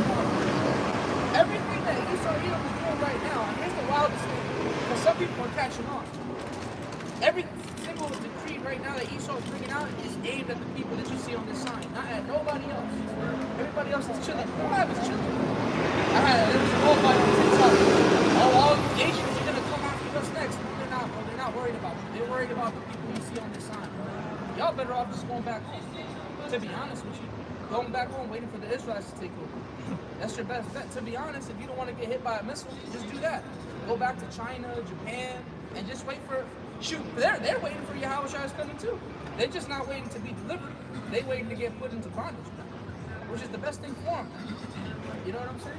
That's the healthiest thing that this earth could ever have is Israelites coming back to power. You know, because in reality, Israel has never taken over the whole earth. Really, you know through the Spirit. We know that in the kingdom, though, we will. All right, could we read that again? Come. Wait, actually, all right, go ahead. Isaiah chapter 10, verse 1. Woe unto them that decree unrighteous decrees, which they have prescribed, to turn aside the needy from judgment. And to turn aside the needy from judgment. I mean, shit, man, this dude is kicking people down that are already at a humble state. The people that he's getting rid of are people that just wake up, go to work, already losing because they're getting paid lower than everybody else. And this man is like, well, let me just rip their families apart. And this man makes light of it. They're making alligator jokes now. Esau thinks that shit's funny. You know what I'm saying? And it's like, all right, man, you can laugh all you want. At the end of the day, it's not written for you to win. You know, Esau, you pagans. That's right. Sodomites, go ahead. Come. And to take away the right from the poor of my people. Boom, to take away the right from the poor of my people. It's pretty much illegal to look like Roman Kingdom now, man. It's illegal to look like soon it's going to be really illegal to look like a so-called black man. You know? They could be like, he might be from Barbados. We gotta find out if he's a citizen or not. He might be one of them Brazilians. You know, that's what's gonna happen, man. Eventually, shit, y'all saw what happened in Brooklyn with those Haitians. You know? They threw down. That shit was amazing. Brother C, shit, I don't know, Brother C, in California too, they was, what's it called? ICE agents getting people fucked up too over there. You know what I'm saying? But it was in Compton by Judah, man. They was like, nah, fuck that, bro. Yeah, straight up, man. That shit was crazy, bro. They were beating the shit out of them. Got something right quick. This is the book of Proverbs, chapter 22, verse 22. And it reads, rob not the poor because he is poor. Right. Neither oppress the afflicted in the gate. You know, the scripture says, oppress not the poor. And simply, the reason why you're not supposed to oppress the poor is simply because he's poor. Yeah. You know? But what Esau Edom doing, you know, the position that he's doing, he know that the ship is sinking. You know, America's on its last leg. So what he's doing now is pretty much throwing a tantrum. He says, okay, if my precious kingdom is going down, I'm going to oppress the Israelites. Simply because, you know, they got the blessing and you know, and I want it. You know? So that's what's going on, you know, with the whole ICE agents and, you know, Northern Kingdom being afflicted, Benjamin going, you know, into what they're going to. They're talking about close to 500,000, 500,000, you know? They're not playing with it. And he's simply doing this because he knows that his kingdom is going down. So when brothers see, you know, you may have some brothers that's involved with this, you know what I'm saying? But that's not for us to get fearful. That's just for us to have more hope. Because we truly know this kingdom is truly about to go down. That's right. You know? Yeah, that's right, man. Hey, Apostle Tahar, he made that video. He was talking about Second Esdras 15 and 16 in full effect. You know, he said some brothers are going to get grabbed up. You know what I'm saying? That's very true. That's not something we should fear, man. Of course, in the flesh, it's going to be scary. You know, Lord forbid a brother gets tossed off a cargo plane. That shit, if it happens, so you'll be in the kingdom, man. You know what I'm saying? Well, Lord forbid, man, because that's really like a 2/3 death, man. You know, I don't think that's going to happen close. You know what I'm saying? Those really, that's for the idolatry, man. That's for because I'm Northern Kingdom blood of worship white Jesus, man. So that's what the fuck they get for that shit. Yeah, Virgin Mary and shit. Alright? Haitians worship. See, you Haitians gonna get a guy too. You know, it's funny. You're not deserved part of my thing.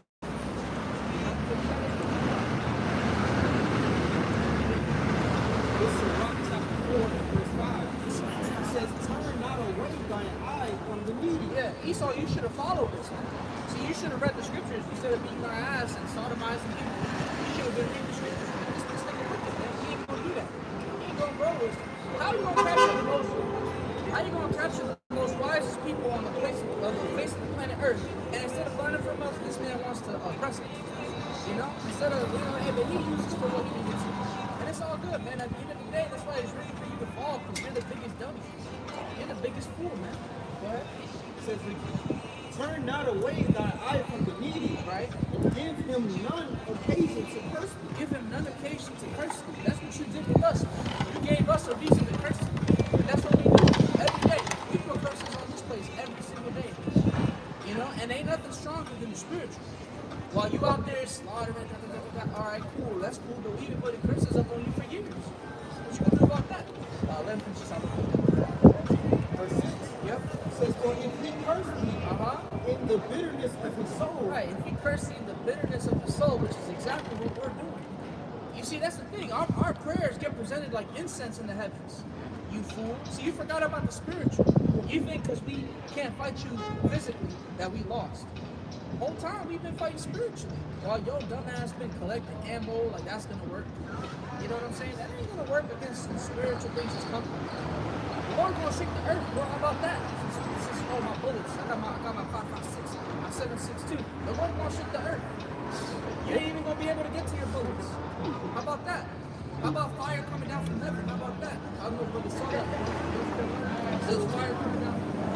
Those are just signs to scare the shit out of Esau. These are the scared of that. He ain't scared of that. We're not just made of the signs of heaven. This fool is the one that's scared. He see in the chariots what? Somebody who's faithless, when they see chariots, there's a level of fear that is unimaginable. Because we look, we're like, yeah, we're going to deliver Lord's will. Because they don't know. Go ahead, bro. They don't know. Yeah, they don't know. Yeah. And when you don't know something, you fear it. Exactly. Exactly. Finish it out. Sirach 4 and verse 6. For if he curse me in the bitterness of the soul, his prayer shall be heard of him that made him. Meaning it's going straight to the Heavenly Father. His prayer is going to be heard of him that made him. AKA the Lord's going to act. And when you read the law, for brothers that's been in the truth long enough, when you read the law, some of the things that you really don't want to do, all right, besides just going against the Lord, is oppressing widows and orphans. And that's exactly what you did, Esau. Because we're the widows and the orphans in the spirit.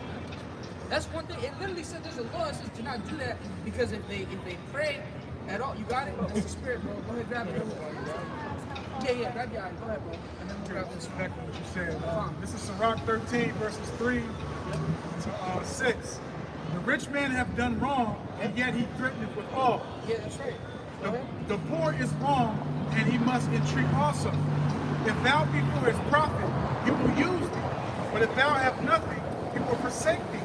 If thou have anything, he will live with thee. Yea, he will make thee bear, and will not be sorry for it. If he hath need thee, he will deceive thee, and smile upon thee, and put thee in hope. He will speak thee fair, and say, what one is thou? And that's Esau. Esau's the master devil, master deceiver. You know what I'm saying? That's what he's all about. He's all about defrauding his neighbors. He's all about defrauding the nations. Alright? But what do the scriptures say, man? When you do those things, there has to be a record. Go ahead and grab that. The book of Exodus chapter 22, verse 22. Yep. Ye shall not afflict any widow or fatherless child. If thou afflict them in any wise, and they cry at all unto me. Yeah, they cried all unto me, aka put a curse on it. Because a curse don't just gotta be shalak rayam, send evil. No, a curse could be, Lord, I'm tired of this, man. This man done stole this, done taxed the shit out of me. This man is afflicting me. This man gave me a ticket wrongfully, because I got one the other day, man. You fucking damn demons, man. They got me for a red light that I didn't even cross, man. But I don't got the bread to go fight it in court. I lose more money going to fight that shit in court. So I had to pay them motherfuckers, man. Guess what? I put a curse on me eating my children that shit. You know what I'm saying? These are the things that the Heavenly Father is hearing, man. You know, and he's going to respond to these things. Go ahead. Exodus chapter 22, verse 23. Yep. If thou afflict them in any wise, and they cry at all unto me, Right. I will surely hear their cry, and my wrath shall wax hot, and I will kill you with the sword, and your wives shall be widows, and your children fatherless. Boom, and that's the judgment. That's part of the judgment for Esau Edom. You know? Yeah, it's within our law, but that applies to a land. It don't matter, bro. It don't matter. You know, the Lord will apply to us. We Edomites. It's like, okay, so the law is going to be true, the law of the land. Yeah, that's right. Hey, you took blood's covenant into your mouth. So now everything that's within the scriptures, you have to be judged by it.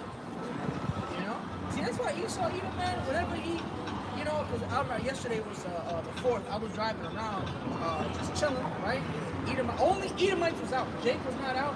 No Northern Kingdom, no Southern Kingdom was out. It was only Edomites that was out yesterday on the 4th, celebrating. Like, so there's a reason why they get back. They like basically they planned a bunch of events to distract Jake, you know. Like they had concerts going on, you know, they had free giveaways for food and gifts. You know, they had different places to gather Jake up. Just like how they normally do gather Jake up to cause them to commit crimes in the city. You know, like they passed different laws on the fireworks in the city. But a lot of the hood or a lot of the barrios or the poverty places were still doing these things. You know? That's why it was so easy for Esau to walk amongst the world yesterday. You know, that's just how they set it in place for us to be afflicted while they enjoy their life. That's right. Yeah, exactly. Because the police ain't gonna come to the nice neighborhoods to say, hey, put that out. But they're gonna come to the hood, shit, or lower income areas, or just suburbs where it's only Jake. You know what I'm saying? Certain places in PG County, helicopters for no reason. You know, Jake wasn't even outside, bro. It was too hot. Jake didn't even come out this year, right? I heard Jake shooting out my area. I heard them shooting. Like across, there was this one. I live in a nice neighborhood, but the neighborhood right over the bridge is crazy. They were shooting over there. But nonetheless, the point is though, I saw Edomites yesterday, proud as hell, walking around, MAGA hat on, chilling. And I'm just like, oh, these guys, they really are in the biggest trick on earth. They really think that they're gonna win. The whole time, the whole Bible is prophesying against them. Yeah, that's right. Like the apostle Paul and the elders always say, you know, live it up. You know, max out your credit cards, man. You know, because when it comes down to it, the devil knows the time frame he has left. You know, and that's what I'm going to bring out. Revelation 12 and 12. Yep. Therefore rejoice, ye heavens, and ye that dwell in them. Woe to the inhabitants of the earth and of the sea, for the devil is come down unto you, having great wrath. It's funny you said that about maxing out your credit cards to live it up. It's coming to a point now where Esau can only do so much because he's getting kicked out of certain countries, man. Now when he goes to Puerto Rico, they're like, yo, nah, man, you gonna have to go back to the resort, bro. Bye. They ain't taking that shit, bro. They don't like Esau. No one likes Esau no more. Before, people used to take Edomites in with open arms. Now they're just like, yo, go home. They have a saying over there now. Go home, gringo. That's what they're saying in Puerto Rico, bro.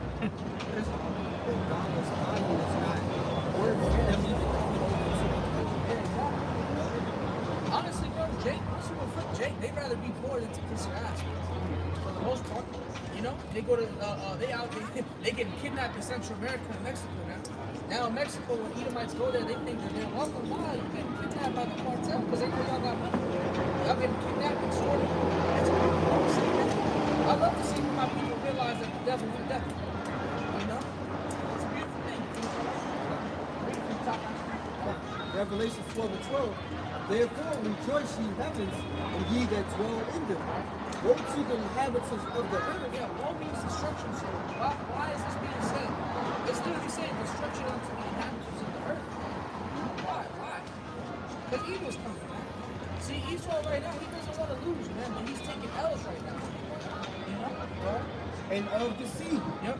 For the devil has come down unto you, having great wrath. Yeah, the devil has come down unto you having great wrath. Who's the devil? The so-called white man. He's the deceiver, because that's what devil means. It means deceiver. He's the biggest liar on this earth. You know, he convinced you that there's only 3 races. You know, he told you he was this. You have to fall under Negroid and Mongoloid and Caucasoid or whatever the fuck. You know what I'm saying? This guy is a master deceiver. All right, he's convinced you that phenotypes and things like that matter. You know, he told you, shit. He has such a big hold on the people's minds that people are just getting mad and just saying, oh, the government is doing this to us. It's a nation of people doing this to everybody. The scriptures say that the earth is given into the hand of the people. He's the one writing the treaty. That isn't just Americans. You know, the earth has the same features as Americans have. You know what I'm saying? Here is a level of freedom that they don't have, but everybody's being oppressed with this people. But like you said, one of the things they like to actually always push, you know, because they don't want to pinpoint white who's really being wicked. So they always say, well, that's the government. Well, you know, that's the system. Well, one's the government, right? All right? One's the government. Even when you're talking about AI, you know, oh, that's AI. Well, there's a human being that runs AI, all right? AI is not a god, it's a human. The government is not a god, it's not a autonomous entity. The government is ran by the Edomites, so-called white race. Yep. All right? And then it puts out laws and policies. What's that? Daniel's 8:25. Yep. Mm-hmm. They push out laws and policies to destroy primarily the nation of Israel. All right? Now, I know it's hard for, people to understand it, but we don't really care. At the end of the day, we're here for the elect. All right? We're not here for the whole world. The whole world of Israel, the majority of you Negroes, Hispanics, and natives, they're going to die right along with these Hebrews. Right? All right? They're some of the biggest degenerates. Our people are the biggest degenerates right now. As Babylon is crumbling and all these nations are preparing for the end, so-called Negroes, Hispanics, and natives, they out here acting a whole monkey, still fucking focusing on BET Awards, dumbass fucking music, all right? Hip-hop music, black culture, Hispanic culture. But now the Lord has put the spirit on Trump, to rev shit up, all right? He's putting a lot of the tribes in comfortable. Right? The book of Daniel, chapter 8, verse 24, and his power shall be mighty, but not by his own power, and he shall destroy wonderfully, and shall prosper in practice, and shall destroy the mighty and the holy people. Right? And well, there you go. Destroy the mighty and the holy people. Who are the holy people? Right? The holy people is talking about the nation of Israel. All right? And it's not talking about so-called Jews in the land of Israel. Right? Those are not the holy people. All right? As a matter of fact, the people living in that land, not only are they Edomites, they're Amalek, which is even within Esau, the worst of the Edomites is Amalek. All right? That's how bad Amalek is. That's how horrible Amalek is. Amalek is so bad that even within Esau, there's beef against them. You have Edomites that can't stand Amalek. The Edomites are these other, the rest of the dukes or tribes. They can't stand Amalek. Like right now, you have these Edomites in Babylon. What's the biggest thing? Everybody being fed up with the fact that Amalek runs everything, right? They got AIPAC putting money in the politicians' pockets to pass laws, all right? And now, we're supposed to have freedom of speech. Well, we have freedom of speech, but we can't talk about the so-called Jews, all right? Because if you show anti-Semitism, so-called, with Trump and the shit that he's doing, because Trump is also backed by Israel, you can end up in a gulag, bro. A lot of us a lot of Jakes are going to end up in a gulag for going against these so-called Jews. All right? Amalek. What? Daniel chapter 8, verse 25. And through his policy also he shall cause craft to prosper. Right, so this is the reason why you have to be aware of politics. All right? Because in this world, they don't think that politics and faith goes together. They actually go together. Because through politics, you get what? Policies, laws. And these laws affect people. They affect lives. All right? So it's very important to know of politics. Now, you're not supposed to get involved in voting, but you're supposed to be aware of politics. Because politics is also tied to what? To the prophecies and the scriptures. Every time, Esau passes a wicked law, we say, what do? We go back to the scripture and say, oh, prophecy spoke about this. All right? Good. Daniel chapter 8, verse 25, and through his policy also he shall cause craft to prosper in his hand, right. And he shall magnify himself in his heart, and by peace shall destroy many. Well, that's the thing, right? That's how Esau wages his war, is by fake peace, right? Because Esau doesn't want a one-on-one confrontation with his enemies, right? Now, if he has to do that, he would do that. But Esau likes, proxy wars, right? He likes to He likes the type of warfare when he comes to you with a peace treaty, right? And then while you go to sleep, he'll bomb your ass. You know what I'm saying? Like, that's what he does. So he came in talking about peace to the Native American Indians. And then what did he do? He invited them to dinner, right? To eat the turkeys and shit, right? As a peaceful arrangement. In the meantime, he had some of his boys put behind and put smallpox in the Native American Indian chiefs to kill him. Another thing that he did, he killed all the fucking buffaloes, man. He killed all the buffaloes. Why? Because he wanted to starve out Gad and Reuben, right? You know what I'm saying? Well, like, this is, instead of just going to war with Gad, right? Which eventually he ended up having to do that using the Gatling. Esau doesn't want to really go to war on a hand-to-hand combat. Why? Because he's not strong. He's not physically strong. But the thing is, Esau is a serpent, right? Snakes, no. Snakes don't have legs. Snakes don't have arms. People don't understand, snakes are vulnerable. But that's the reason why snakes are what? The wisest. They are the wisest part. They know at any point in time they can get stumped. So that's why they have a venom, and they're very, very, when it comes to their venom, they're really stingy. They don't just throw that shit away, they keep it. They just sit there and they use it at the right moment. They have senses where they know where everything is. Well, that's the same thing with Esau, all right?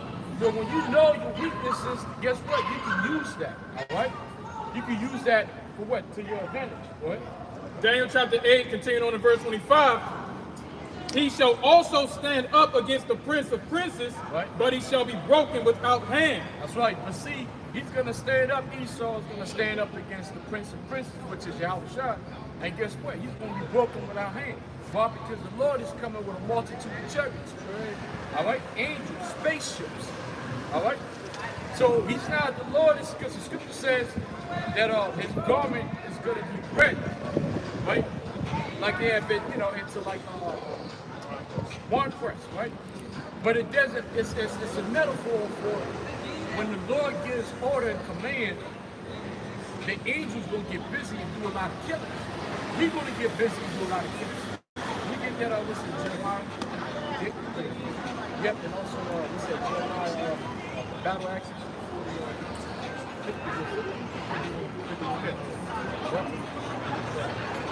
Second Ezra chapter 13, and I'm going to give verse 8. And after this I beheld, and lo, all they which were gathered together to subdue him were so afraid, and yet durst fight. Yeah, that's the multitude, right? At this juncture, the United States has already been destroyed by thermonuclear missiles. So now all the nations are like, oh shit, we're being invaded. There's an alien invasion going on. So now we need to stop killing each other, right? We're going to have a temporary ceasefire. And then we're going to fight against the quote-unquote aliens, right? And the number one quote-unquote alien is going to be, to them, is who? It's the Lord. It's Yahushua. What? Second Ezra chapter 13, verse 9. Right. And lo, as he saw the violence of the multitude that came, right, he neither lifted up his hand, nor held sword, nor any instrument of war. There you go. So he's not lifting his hand. Yahushua's not getting down and dirty and doing a bunch of killing and slaying, right? He's not doing that, man. He's giving orders, all right? He's giving orders. He's going to be in a chariot, and he's going to give orders. A lot of people are going to die. A lot of people are going to perish, right? Verse 10. But only I saw that he sent out of his mouth, what, as it had been a blast of fire. A blast of fire. What's that blast of fire? And same in the Apocrypha, we said, Sirach 17, we said the lightning and the thunderbolts. So look at 17. Right, and I think it might be 17. I haven't looked at it in a while. So look up the thunderbolts as you come up. It's talking about the laser beam. Second Ezra 13, verse 10. But only I saw that he sent out of his mouth, as it had been, a blast of fire. A blast of fire. And out of his lips a flaming breath. And out of his lips a flaming breath. These are laser beams coming out of these spaceships. these chariots. Chariots of Israel, which those are vehicles of the Lord. And the angels are so-called black men. All right? So it's going to be something out of this world. It's going to be sci-fi. All right? It's going to look sci-fi. But guess what? Science fiction a lot of time is more real than what you call reality. All right? There is such a thing as being able to fly. There is such a thing as being able to go against gravity. The angels are able to do that. There is such a thing as traveling through space, time and space. All right? The angels are able to do that. Esau has been able to kind of do that, but not with humans. He can do that with machines and shit. Right? You're talking about quantum physics. So he's able to move objects. Right? But Esau doesn't fully, he doesn't fully get it. He can't fully grasp it because the Lord is not giving it, to Esau like that. There's limitations to what Esau can do. That's why we can't be afraid of Esau. You get that precept? Right. This is Wisdom of Solomon, chapter 5, and verse 20. It says, his severe wrath shall he sharpen for his sword, Right. and the world shall fight with him against the unwise. There you go. The world is going to fight against him. All right, good. Then shall the right aiming thunderbolts go abroad. See the what? The right aiming thunderbolts go abroad. So what are the right aiming thunderbolts? It's not talking about Zeus fucking lightning. Thunder, what's that? That thunderbolt, Greek mythology. It's not talking about it. But a lot of Christians believe that God is up there in the heavens, right, holding on to a thunderbolt, right? Because a lot of them will tell you that Satan Satan went to war with the Most High. This is Christianity. Satan went to war. Satan was an angel of what? A light, an angel of music. He was the musician in heaven. And he was playing music, and an angel, and then Satan got jealous, right? And then he started a revolution in the heavens, right? A civil war in the heavens, right? And he grabbed a whole bunch of angels, and they became demons. And then God just came down and kept, like you go to church, they'll tell you that Satan was cast down, right, with a lightning bolt. Why? Because when they read the scripture, it says, what? I see Satan, what? Fall as lightning. See that? They don't understand the scripture. All right? They don't understand the scripture. When the scripture says, I see Satan falling like lightning, it's talking about a fall of Esau. That Satan right there is talking about the Satan on this realm, which is Esau.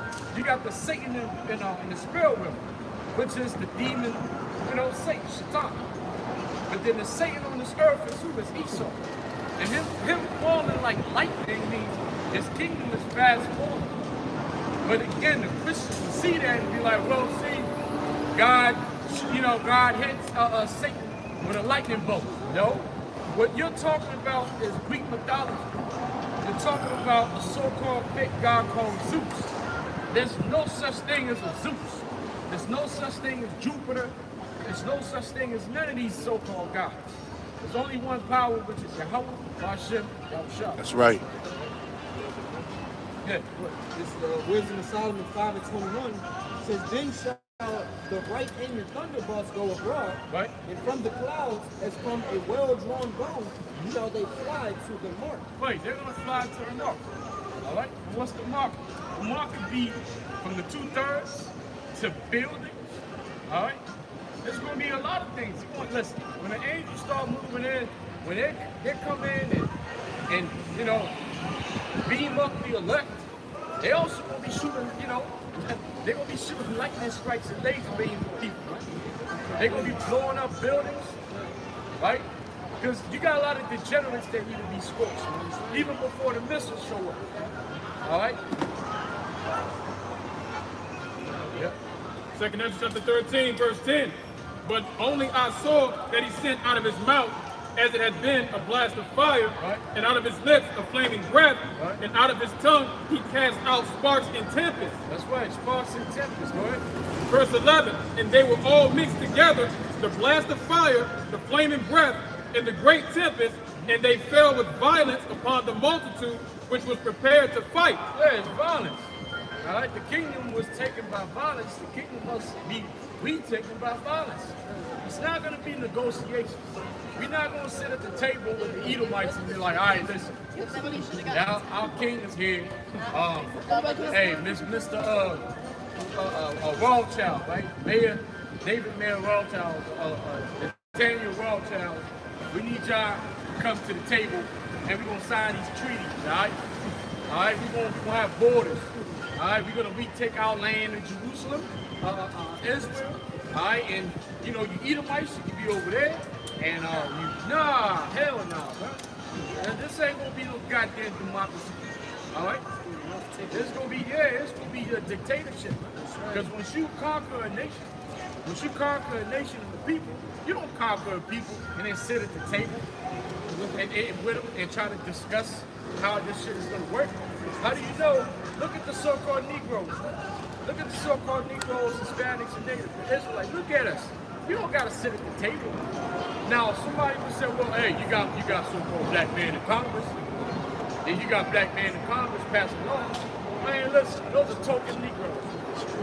Those are token Israelites. All right? You know what I'm saying? These guys, they don't even, these guys are sold out. These guys are part of the black bourgeoisie. These niggas, you gotta understand, the Negroes that you see on TV, man, the Maxine Waters. Look at Maxine Waters, that old bitch that looks like James Brown. Right?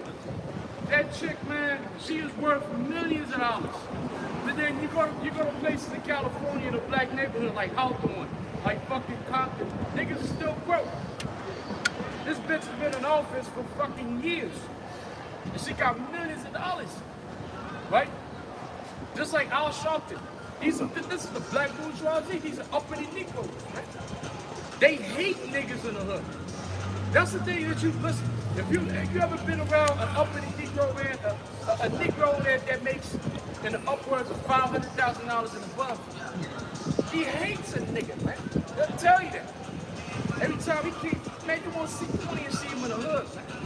Every time he looks at the TV, like, man, you go into his house, if he finds his children watching BT, he'll spaz the fuck out.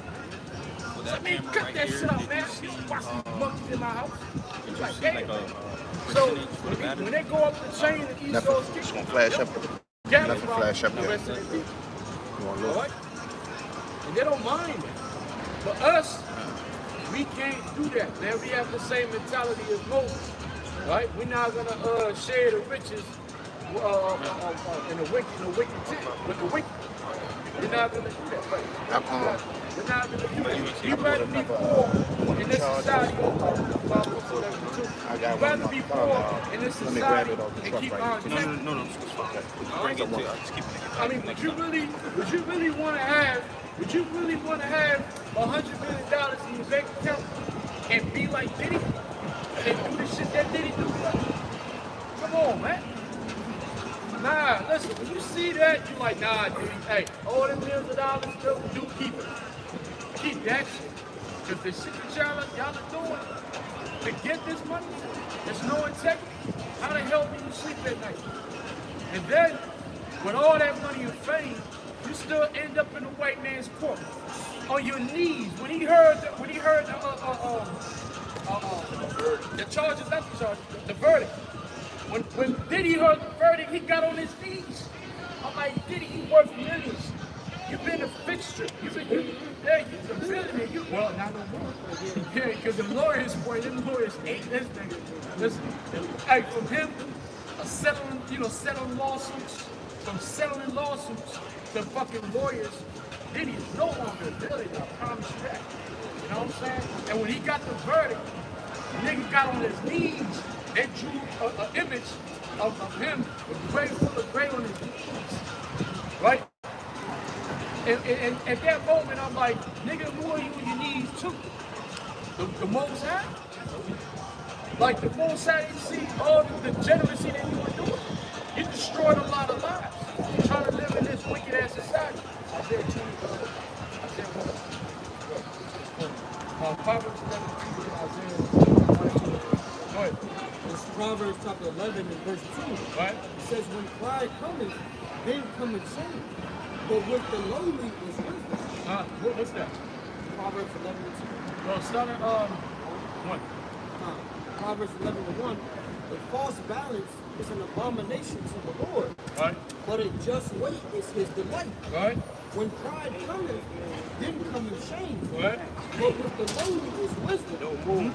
The integrity of the upright shall guide them. It says the integrity of the upright shall guide you. So, hey, brothers, we can't worry about not making the money these niggas make, right? The scripture says, envy not the wicked. All right, so we're not going to envy 2/3, and we're not going to envy Esau and his so-called riches, because it's temporary, right?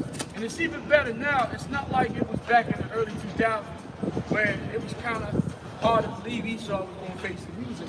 But now, if you was around, you know, if you were around back in the 80s, 90s, 2000s, and you see, you know, where we are now in 2025, it's clear that Babylon is going down. It's clear that Babylon is going down. A lot of people giving up, man. Yo, I was talking to this chick, man. She's like, I think she's like 29, right? And you know, she was like, well, I told her my age. She was like, well, damn, so you ain't selling down here, like you ain't getting a wife. And I'm like, nah, I'm good, man. I'm thriving out here. You know what I'm saying? Hey, I'm in my prime. I ain't doing nothing. She's like, oh. I was like, well, what about you? She's like, hey, man, right now I'm just in the process of selling my house and going back to live with my mom. I'm like, damn. You went from being in the house with your mom to going out there and getting a house. And then now this shit failed, and now you're going right back to your mom, right? Meaning, you failed. And she's not the only one, all right? Everybody talks about this generation that's coming up. They all failing, all right? And the old heads that were supposed to retire, they're not retiring. Oh, and you got old heads that retired a couple years back, they're going back to work. So what's going on now is that Babylon is just trying to just survive, man. Babylon is not thriving. Trump is a bullshitter, right? He gets out there, oh, the economy is thriving. We making these deals, and we making these deals, the big, beautiful bill, and all this bullshit. And I'm like, man, come on, man. You borrowing money from what? The Federal Reserve. You gotta, so now the Federal Reserve is being exposed. Because the people are, hold up, what do you mean we borrow money from the federal? What do you mean we have to go to the Federal Reserve and ask for money? I thought it was our bank, right? It's like I don't go to my fucking bank and ask my bank, hey, keep me $2,000. Like, no, it's my fucking money, it's my bank. But then you realize the Federal Reserve is a private entity. That's why the United States has to borrow. Why? Because the United States is broke. All right. Now, the GDP, when it comes up, you got to cut Medicare, you got to cut this, you got to cut that, and some of that money goes straight to the politicians' pockets, right? Like USAID, right? It came out that USAID was one of those things. This is how politicians was able to what? Do money laundering, right? The money. Because a politician can't just go and steal money like that. He has to move money through fake-ass organizations and corporations. Fundraising and shit like that, be like, oh yeah, you know, this is corporation that just came up. We're gonna give them $5 million. Now you go and look at the owner of the corporation, it's the politician's uncle's friend. You know what I'm saying? And you're like, I see what's going on. You already talked to your uncle's friend and say, hey, yo, I'm gonna drop this money in here, and then, you know, just put your name on it, just come up with an LLC, and then, you know, we're gonna split that money on the back end. I just can't go in there and steal the money because the people will hang me on the pole. All right? That's right. That's right. Interest is a part of it. So this economy is bullshit. The people are living in delusion. We just gotta continue to be consistent with His word, and then it's gonna pay off. All right.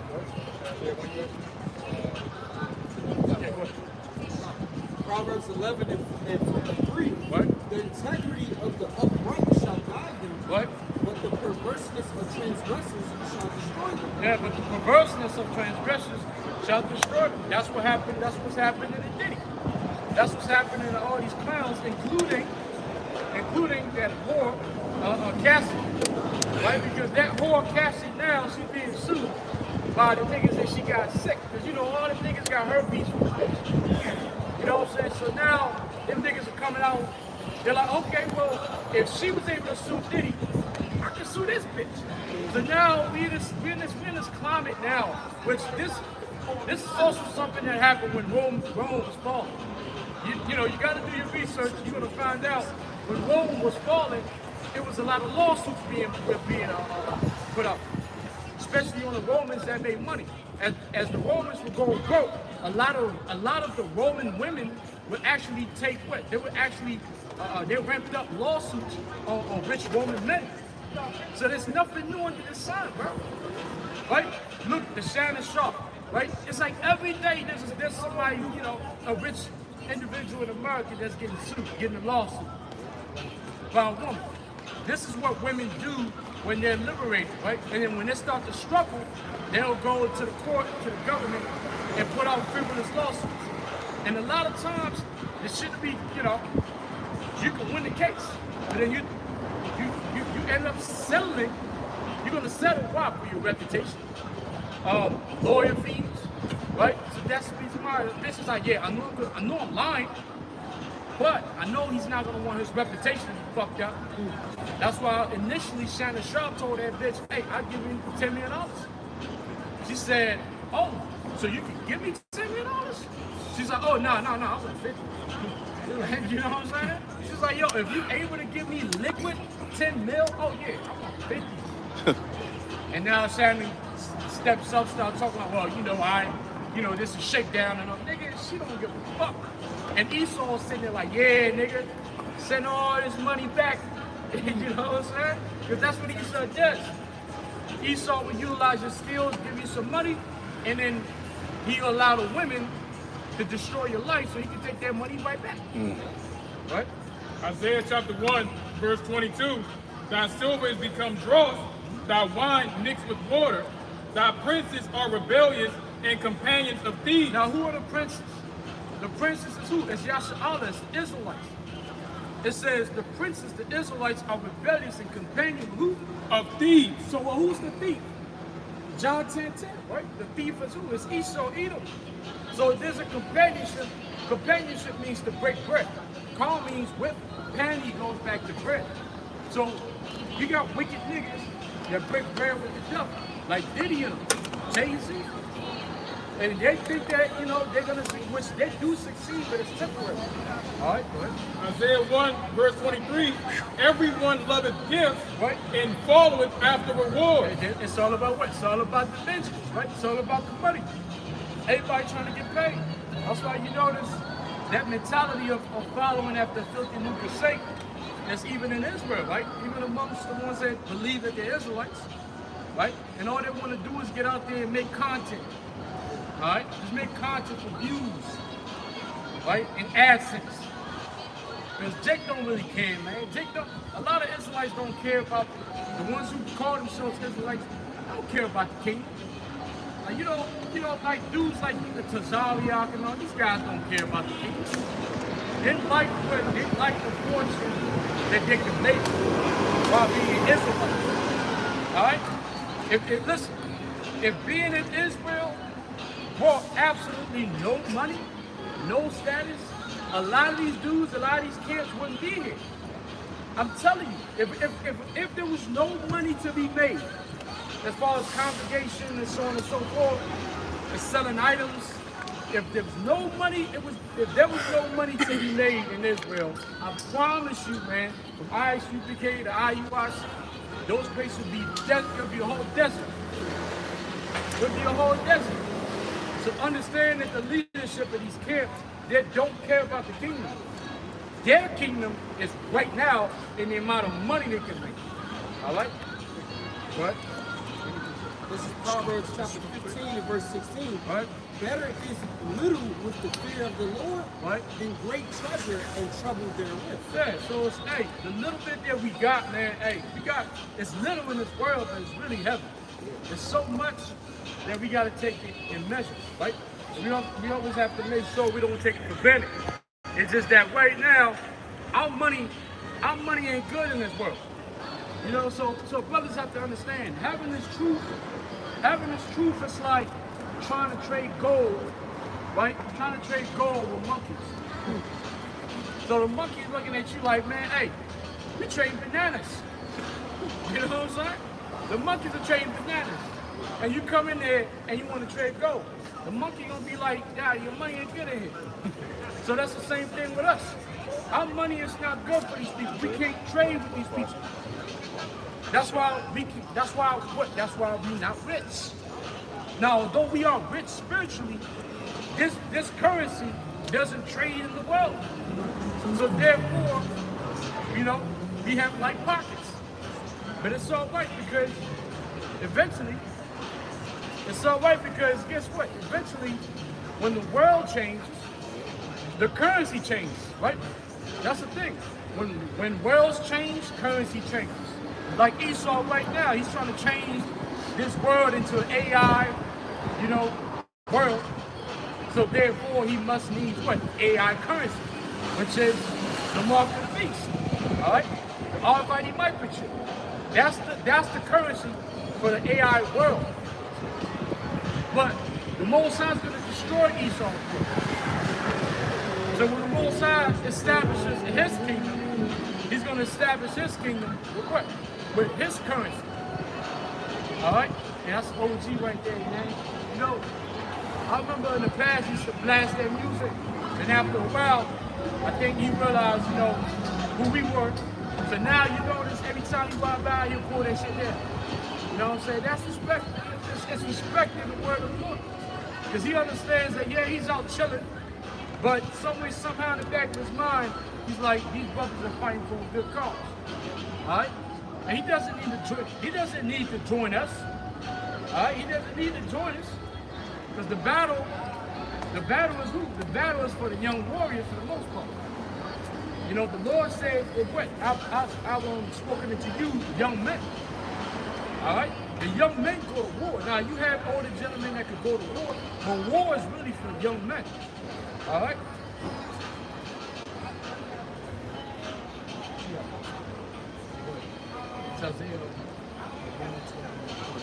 Isaiah 1 and 23. Thy princes are rebellious and companions of thieves. Right. Everyone loveth gifts, right, and followeth after rewards. Right. They judge not the fatherless, right, neither do the cause of the widow come unto them. Right. Therefore saith Yahweh, the power of hosts, the mighty one of Israel, right. I will ease me of mine adversaries and avenge me of my enemies. Yeah, so the Lord said, I want to avenge me of my enemies.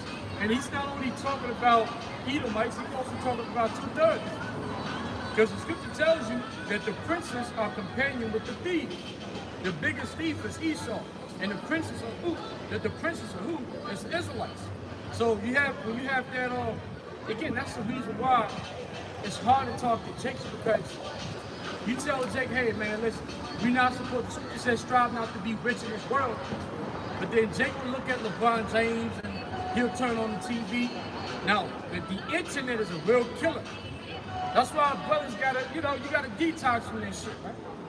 You get on that Instagram and you start, your eyes exposed. Let's be honest.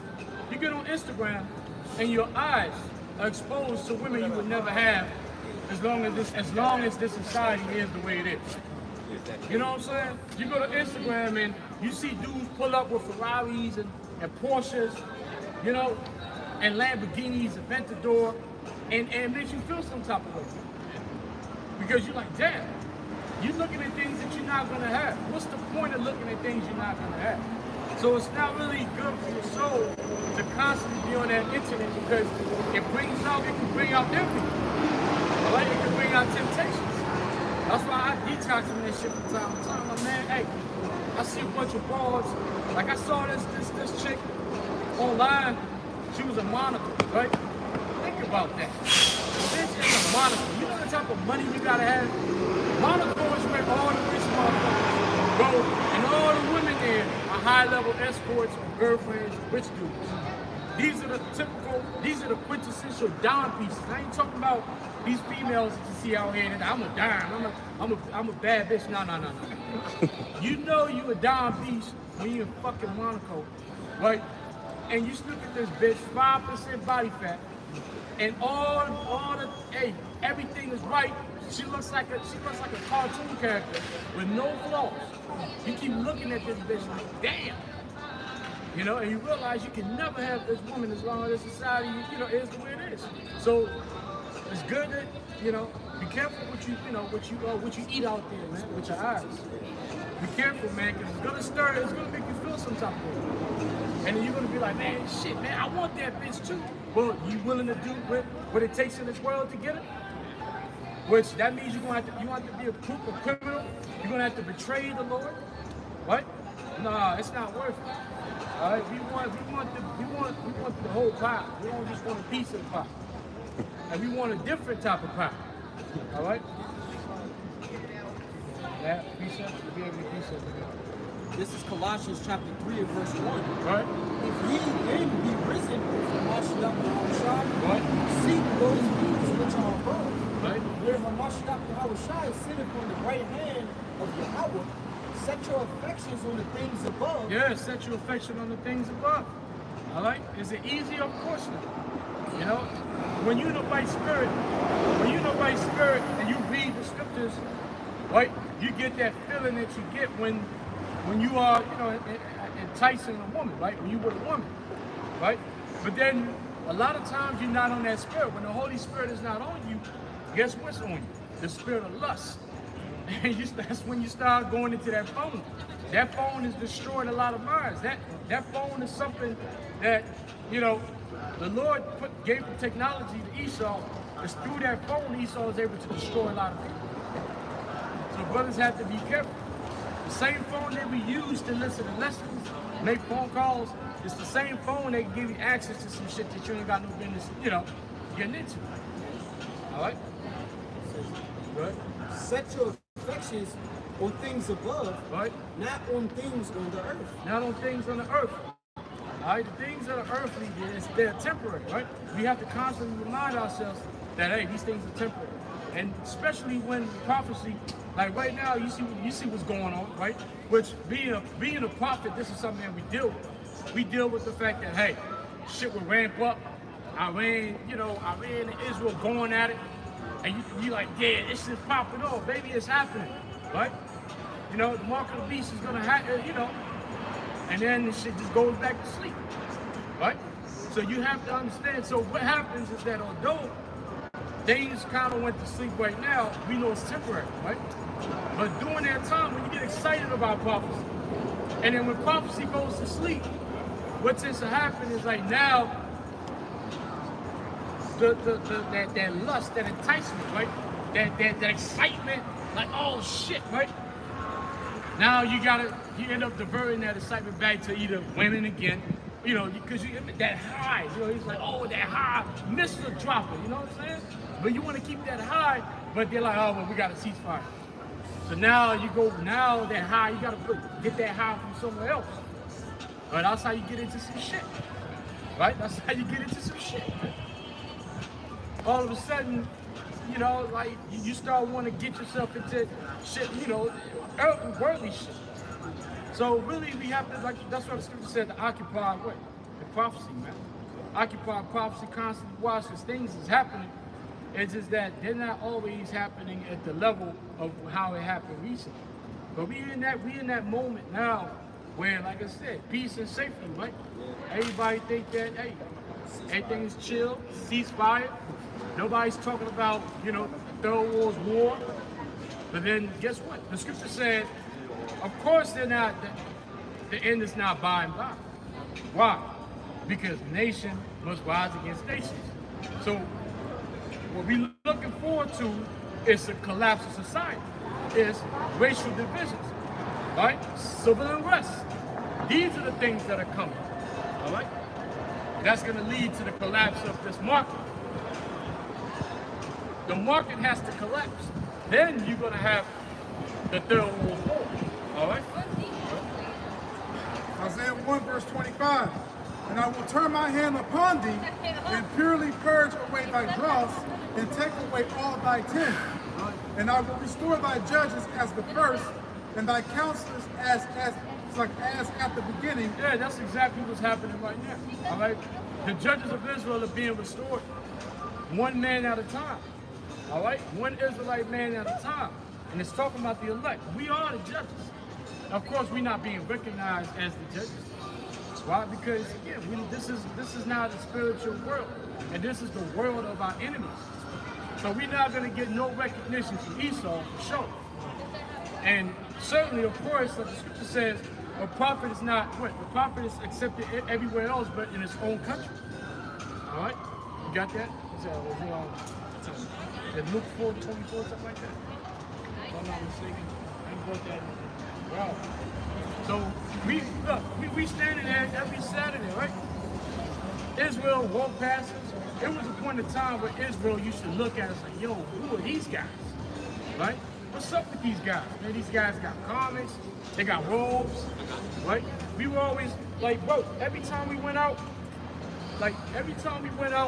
years ago, people was walking past and looking at us like it was a zoo, right? Like they were looking at just chimps with Bibles. They're like, yo, what is going on here?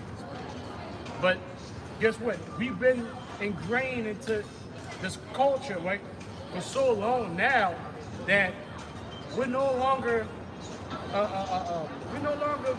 turn heads like that. You know, they'll walk back, oh yeah, okay, those are. In the past, they should be like, yo, what the fuck is this? Yeah, y'all, what's this? What's going on here? Now they just, oh yeah, those are this. So now that means that. So that means that what? That means that Israel is like, yeah, we've heard this righteousness. Nah, we good. We thought Israel is like, yeah, we thought y'all had something, but nah, we good. So okay. So now the Lord is okay. I've given you the word and you rejected it. So guess what's going to happen to you? Let me get off Proverbs 1 at 19. Proverbs 1 starting 19. That's it.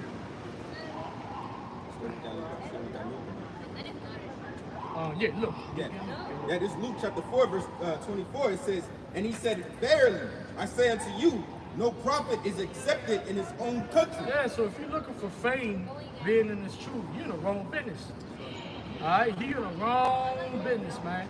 This business right here, the business of the whole Shai, you're not going to get no fame. As a matter of fact, you're going to be infamous. Right? People going to look at you like, man, what's wrong with you? You got to deal with family members not effing with you. Right? Imagine, you want to get laughed at. You really want to get laughed at and scorned. Go and tell your family, hey, I'm a prophet. Yeah, and see how that goes, right? I remember making that foolish mistake, telling my father, in the earlier stages, I'm like, yeah, man, I'm a prophet. He's just looking at me like, shit. Because in his mind, he's like, you're my son. You came from my nutsack. I saw you, your flaws, and like all that. Like, what you mean you're a prophet? You know, that's the way he looked at me originally. Now it's like over the years and consistency and the prophecies coming to pass, him seeing what we're talking about, he's like, oh shit. It's no longer the same reaction now. You know what I'm saying? So, oh, okay, hey. I get into a conversation with the man. He was like, well, yeah, well, you know, that's why Yahweh Shai. I'm sitting there like, bruh. What? I'm like, you using the name of the Lord, like, yeah. I'm like, man. Hey, man, I'm telling you. Hey, man. But again, that's because ultimately, as Israelites, as prophets, we have to understand that we don't get validation even from Israelites. Right? We're not prophets because the majority of Israel has acknowledged us as prophets. We're prophets because the Lord made us prophets. And because we prophesy, we say things is going to happen before it happens. That's what makes us prophets. So you don't have to go and ask anybody and ask for validation, right? From anybody in your family and, you know, blood relatives, you know, that, oh, y'all think I'm a prophet? No, we don't care what they do. The majority of them are going to die here. The majority of them are going down with the Titanic. There's no saving them. All right? That's just the reality of it. We moving forward. All right? The one in Matthew kind of furthers that point that he's making. It's the book of Matthew, chapter 13, verse 57, and it says, and they were offended in him, but Yahushua said unto them, a prophet is not without honor, save in his own country and in his own house. Yeah, absolutely.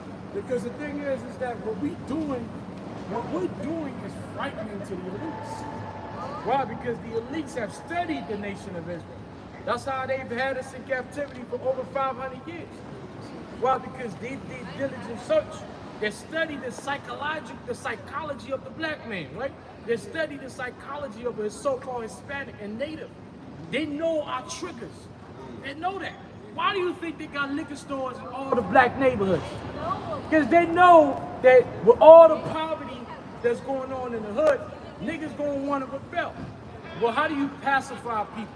Well, another thing, you put fluoride in the water. Fluoride has been heavily pushed into what? The ghettos in the cities. Because fluoride will pacify a people from what? From rebellion. Fluoride, liquor will pacify you from rebellion. Because Esau doesn't want Israel to rise up. So to do that, it takes more than just putting chains and physical chains on a person. You got to put chains in his mind and his spirit. All right? So they add, the new change is dopamine.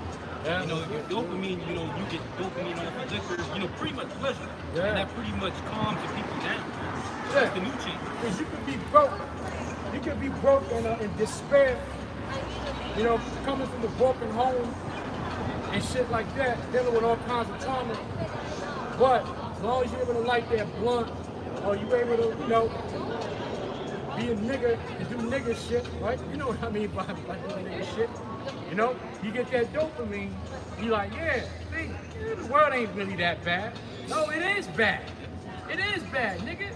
You live with your baby mom. And you know your baby moms is fucking other dudes. It's bad. Just because you're able to drink and smoke a blunt with her, and she has a place for you to sleep, it doesn't mean that life is good, nigga. This is hell, man. This is hell. When you come home and you can't spend time with your children, another man is spending time with your children. A man is sleeping with your baby moms. He doesn't even have kids with her, but she kicked you out, and she brought this bum ass nigga, and he's sleeping with your children, he around your children, and guess what? Do you understand the number one form of children trauma and children being molested? The main reason and the main way in which children get molested is through stepfathers, it's through niggas coming in, fucking with baby mamas and shit, right? The niggas around your daughter, man. He's not related to her. He built nothing for her. And then she starts to grow, she starts to develop. Some of these weekends, some of these demons, they don't even wait till your daughter is fully developed before they start touching her. These are the things that happen in our so-called neighborhood, right? But again, when you got bullshit ass music, you got women out of order, and you got drugs, everybody's passive. Nobody wants to deal with the truth. But this is the ugly truth of degeneracy that goes on in Israel. And that's why you see these little Israelite girls, walk up and down, overly sexualized. 8 years old, and she's walking around here with short shorts. Why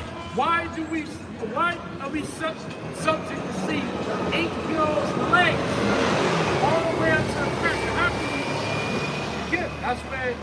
That's the reason why Ishmael in the Middle East told Esau, you're going to have to kill all of his men before we allow our women to walk around naked. Because if you notice, every time Esau goes into the Middle East, right, and he wants to help the Middle East with technology, do you know in every contract that they need to sign with the Arabs, if you want help with technology, part of the contract is women liberation. Why is it that shit always got to be there? Why you can't just give them the technology? Why do they have to liberate their women? Because Esau knows Remember, he's the serpent in the garden. He knows the minute you give liberty to these women, it's over for you. You know, that's like one of the indigenous tribes that they really seen over the years. Yeah. They found out that they were dwelling out in the tropical rainforest. Yeah. They put technology, and the first thing that they pushed forth was pornography. And you know that had to be Amalek too, It was, man. it was a tribe full of all virgins. Yeah. So they was, Yeah. professing pornography, Yeah. all those things, just because this is what they pushed forth. That's Esau beginning with Amalek, because Amalek is the king of porn, right? Amalek has been running porn since back in 1940s in Germany. That's one of the reasons why Hitler was like, nah, man, we gotta get you motherfuckers out of here. Because your level of degeneracy is crazy, bro. All right? It's Proverbs chapter 1, verse 19. Rooftop. It's a lounge center. Yeah, there's a bunch of birds up there, too. Oh, man. Proverbs 1, verse Hey, 19. get the scripture right. What's that, Ecclesiastes 10:20? You know, why do you think that we call them birds? It's not a coincidence, right? Like we say, yo, that's my chick. But what's a chick? Baby chicken. Yeah, I mean, see, sometimes we use words and we don't even think. Yeah, that's my chick. Yeah, chick is the chick from the chicken, the little chick. That's what we say. That's my chick, or chicken head. Women have always been known as birds, man, from the beginning of times. I'm going to show you. Go ahead. It's Ecclesiastes chapter 10, verse 20. Go ahead. Curse not the king, know not in thy thought. Meaning, don't talk shit about the king, right? Because you know the king will fucking cut your head off, right? Saying, don't talk shit about the king. Go ahead. And curse not the rich in thy bedchamber, Right? for a bird of the air, A what? for a bird of the air Right? shall carry the voice, Right? and that which have wings shall tell the matter. So hold up. So the scripture says, don't talk shit about the king, and when you in your bedchamber, it says for a bird. Is it talking about an actual bird? So if I'm in my room and I talk shit about the king, right? Unless it's a parrot, which of course you wouldn't have a fucking parrot and talk shit about the king, because the parrot is gonna repeat that shit. So what bird is the scripture talking about when it says don't talk shit about the king in your bedchambers and shit? It's the woman. That's the bird. It's not talking about an actual bird. It's a woman. When you do that pillow talking, it's talking about pillow talking. You do that pillow talking, everything you tell her, hey, it's gonna be out there. And if you talking shit about the king, your head is gonna roll. All right? Yeah. That's why you're not supposed to be pillow talking and giving your women all your secrets. I'm being honest with you, baby. You know? Yeah. I want you to know everything about me. We need to be one. That's the biggest mistake, bro. Because, why? Because the scripture tells you, don't let your left hand know what your right hand is doing. But why? Because women live in a world of mind games. Manipulation is their #1 asset. Every information that they have, they will eventually use that against you. All right? Even, like, you gotta understand, not to just look at it from like a negative aspect. Like, literally, women live in a world of manipulation. Like, do you understand? Like, even when a woman is trying to please you, it's because she's trying to get something. Think about that. Like, shit, like, it's showing love, right? She's gonna cook for you, right? She's gonna do this. She's gonna give you the box and all that, which is great. But she's not doing it just because. You know what I'm saying? This particular jewelry that she's seeing in K Jewelers, you know, she's seen a piece of K Jewelers, and she's like, you know what? How do I get my man to give me that piece? And now you're getting this king treatment, right? So in a way, it's good because, hey, the woman takes care of you, you reward her, right? But that relationship is still in what? Manipulation. That's how a woman lives. That's how they live, in manipulation. So they can't know everything about it, right? But Proverbs chapter 1, verse 19. Right? So are the ways of everyone that is greedy of gain, which taketh away the life of the owners thereof. Which we don't mind being manipulated by women when we know it's happening, right? As long as, you know, we're gonna reward you, like, yeah, I know what you're doing. I know what you're doing, right? You're playing mind games. That's cool. I'll throw you a bone, right? Yeah, go and get that piece. Fine, you took care of it. But the problem is these whores today say, hey, hey, you say, hey, what's up? First text, first call, hey, this my cash app. What the fuck is going on? That's because you Yeah. got niggas out here that reward bad behavior. Yeah. You know, so they Bro, feel comfortable to do so. bro, they don't even reward bad behavior. They reward zero behavior. Like the bitch not doing nothing. Nothing. She's not doing nothing. And you give them $500 for what? And she's a fool. You know what I'm saying? So, again, going back to the fact that the birds is talking about women.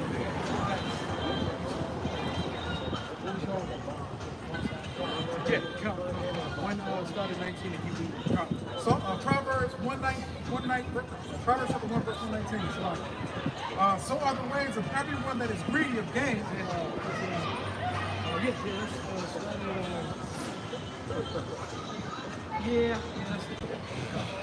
Proverbs 1 verse 19. So are the ways of everyone that is greedy of gain, which take away the life of the owners thereof. Wisdom crieth without. Like wisdom is crying without what? She uttereth her voice in the street. In the streets, man. All right, you're not gonna find wisdom in the church. You're not gonna find wisdom in the Christian church. And Islam, no, wisdom is out in the streets, man.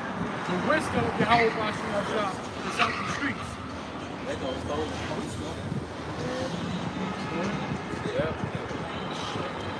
She crieth in the chief place of concourse, in the openings of the gates. In the city she uttereth her word, saying, how long, ye simple ones, will ye love simplicity? And well, that's simplicity right there. Right? That's that nigga shit, right?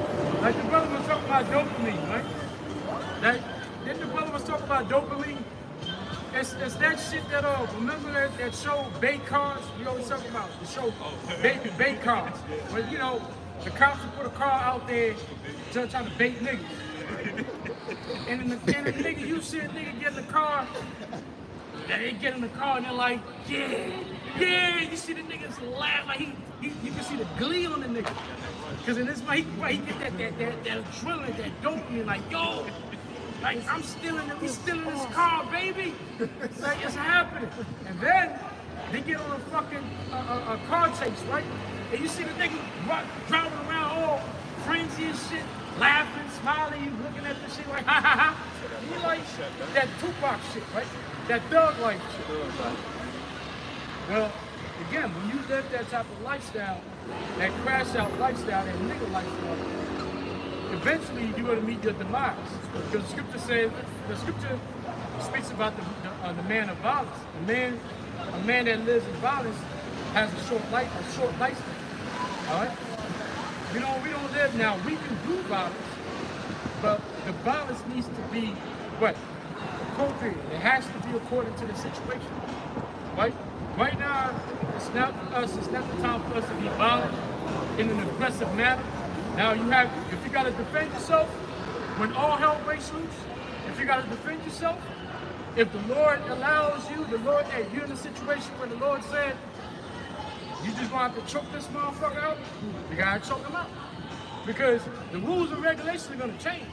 Ain't gonna be no, damn, this motherfucker came in, bumped into my house, trying to rob me because he's hungry, all hell breaking loose. It's not gonna be no fucking CSI investigation and shit, man. They won't even bury the nigga, man. There's gonna be bodies laying around the city, right? Because they're not gonna get buried. Who the fuck gonna bury these niggas?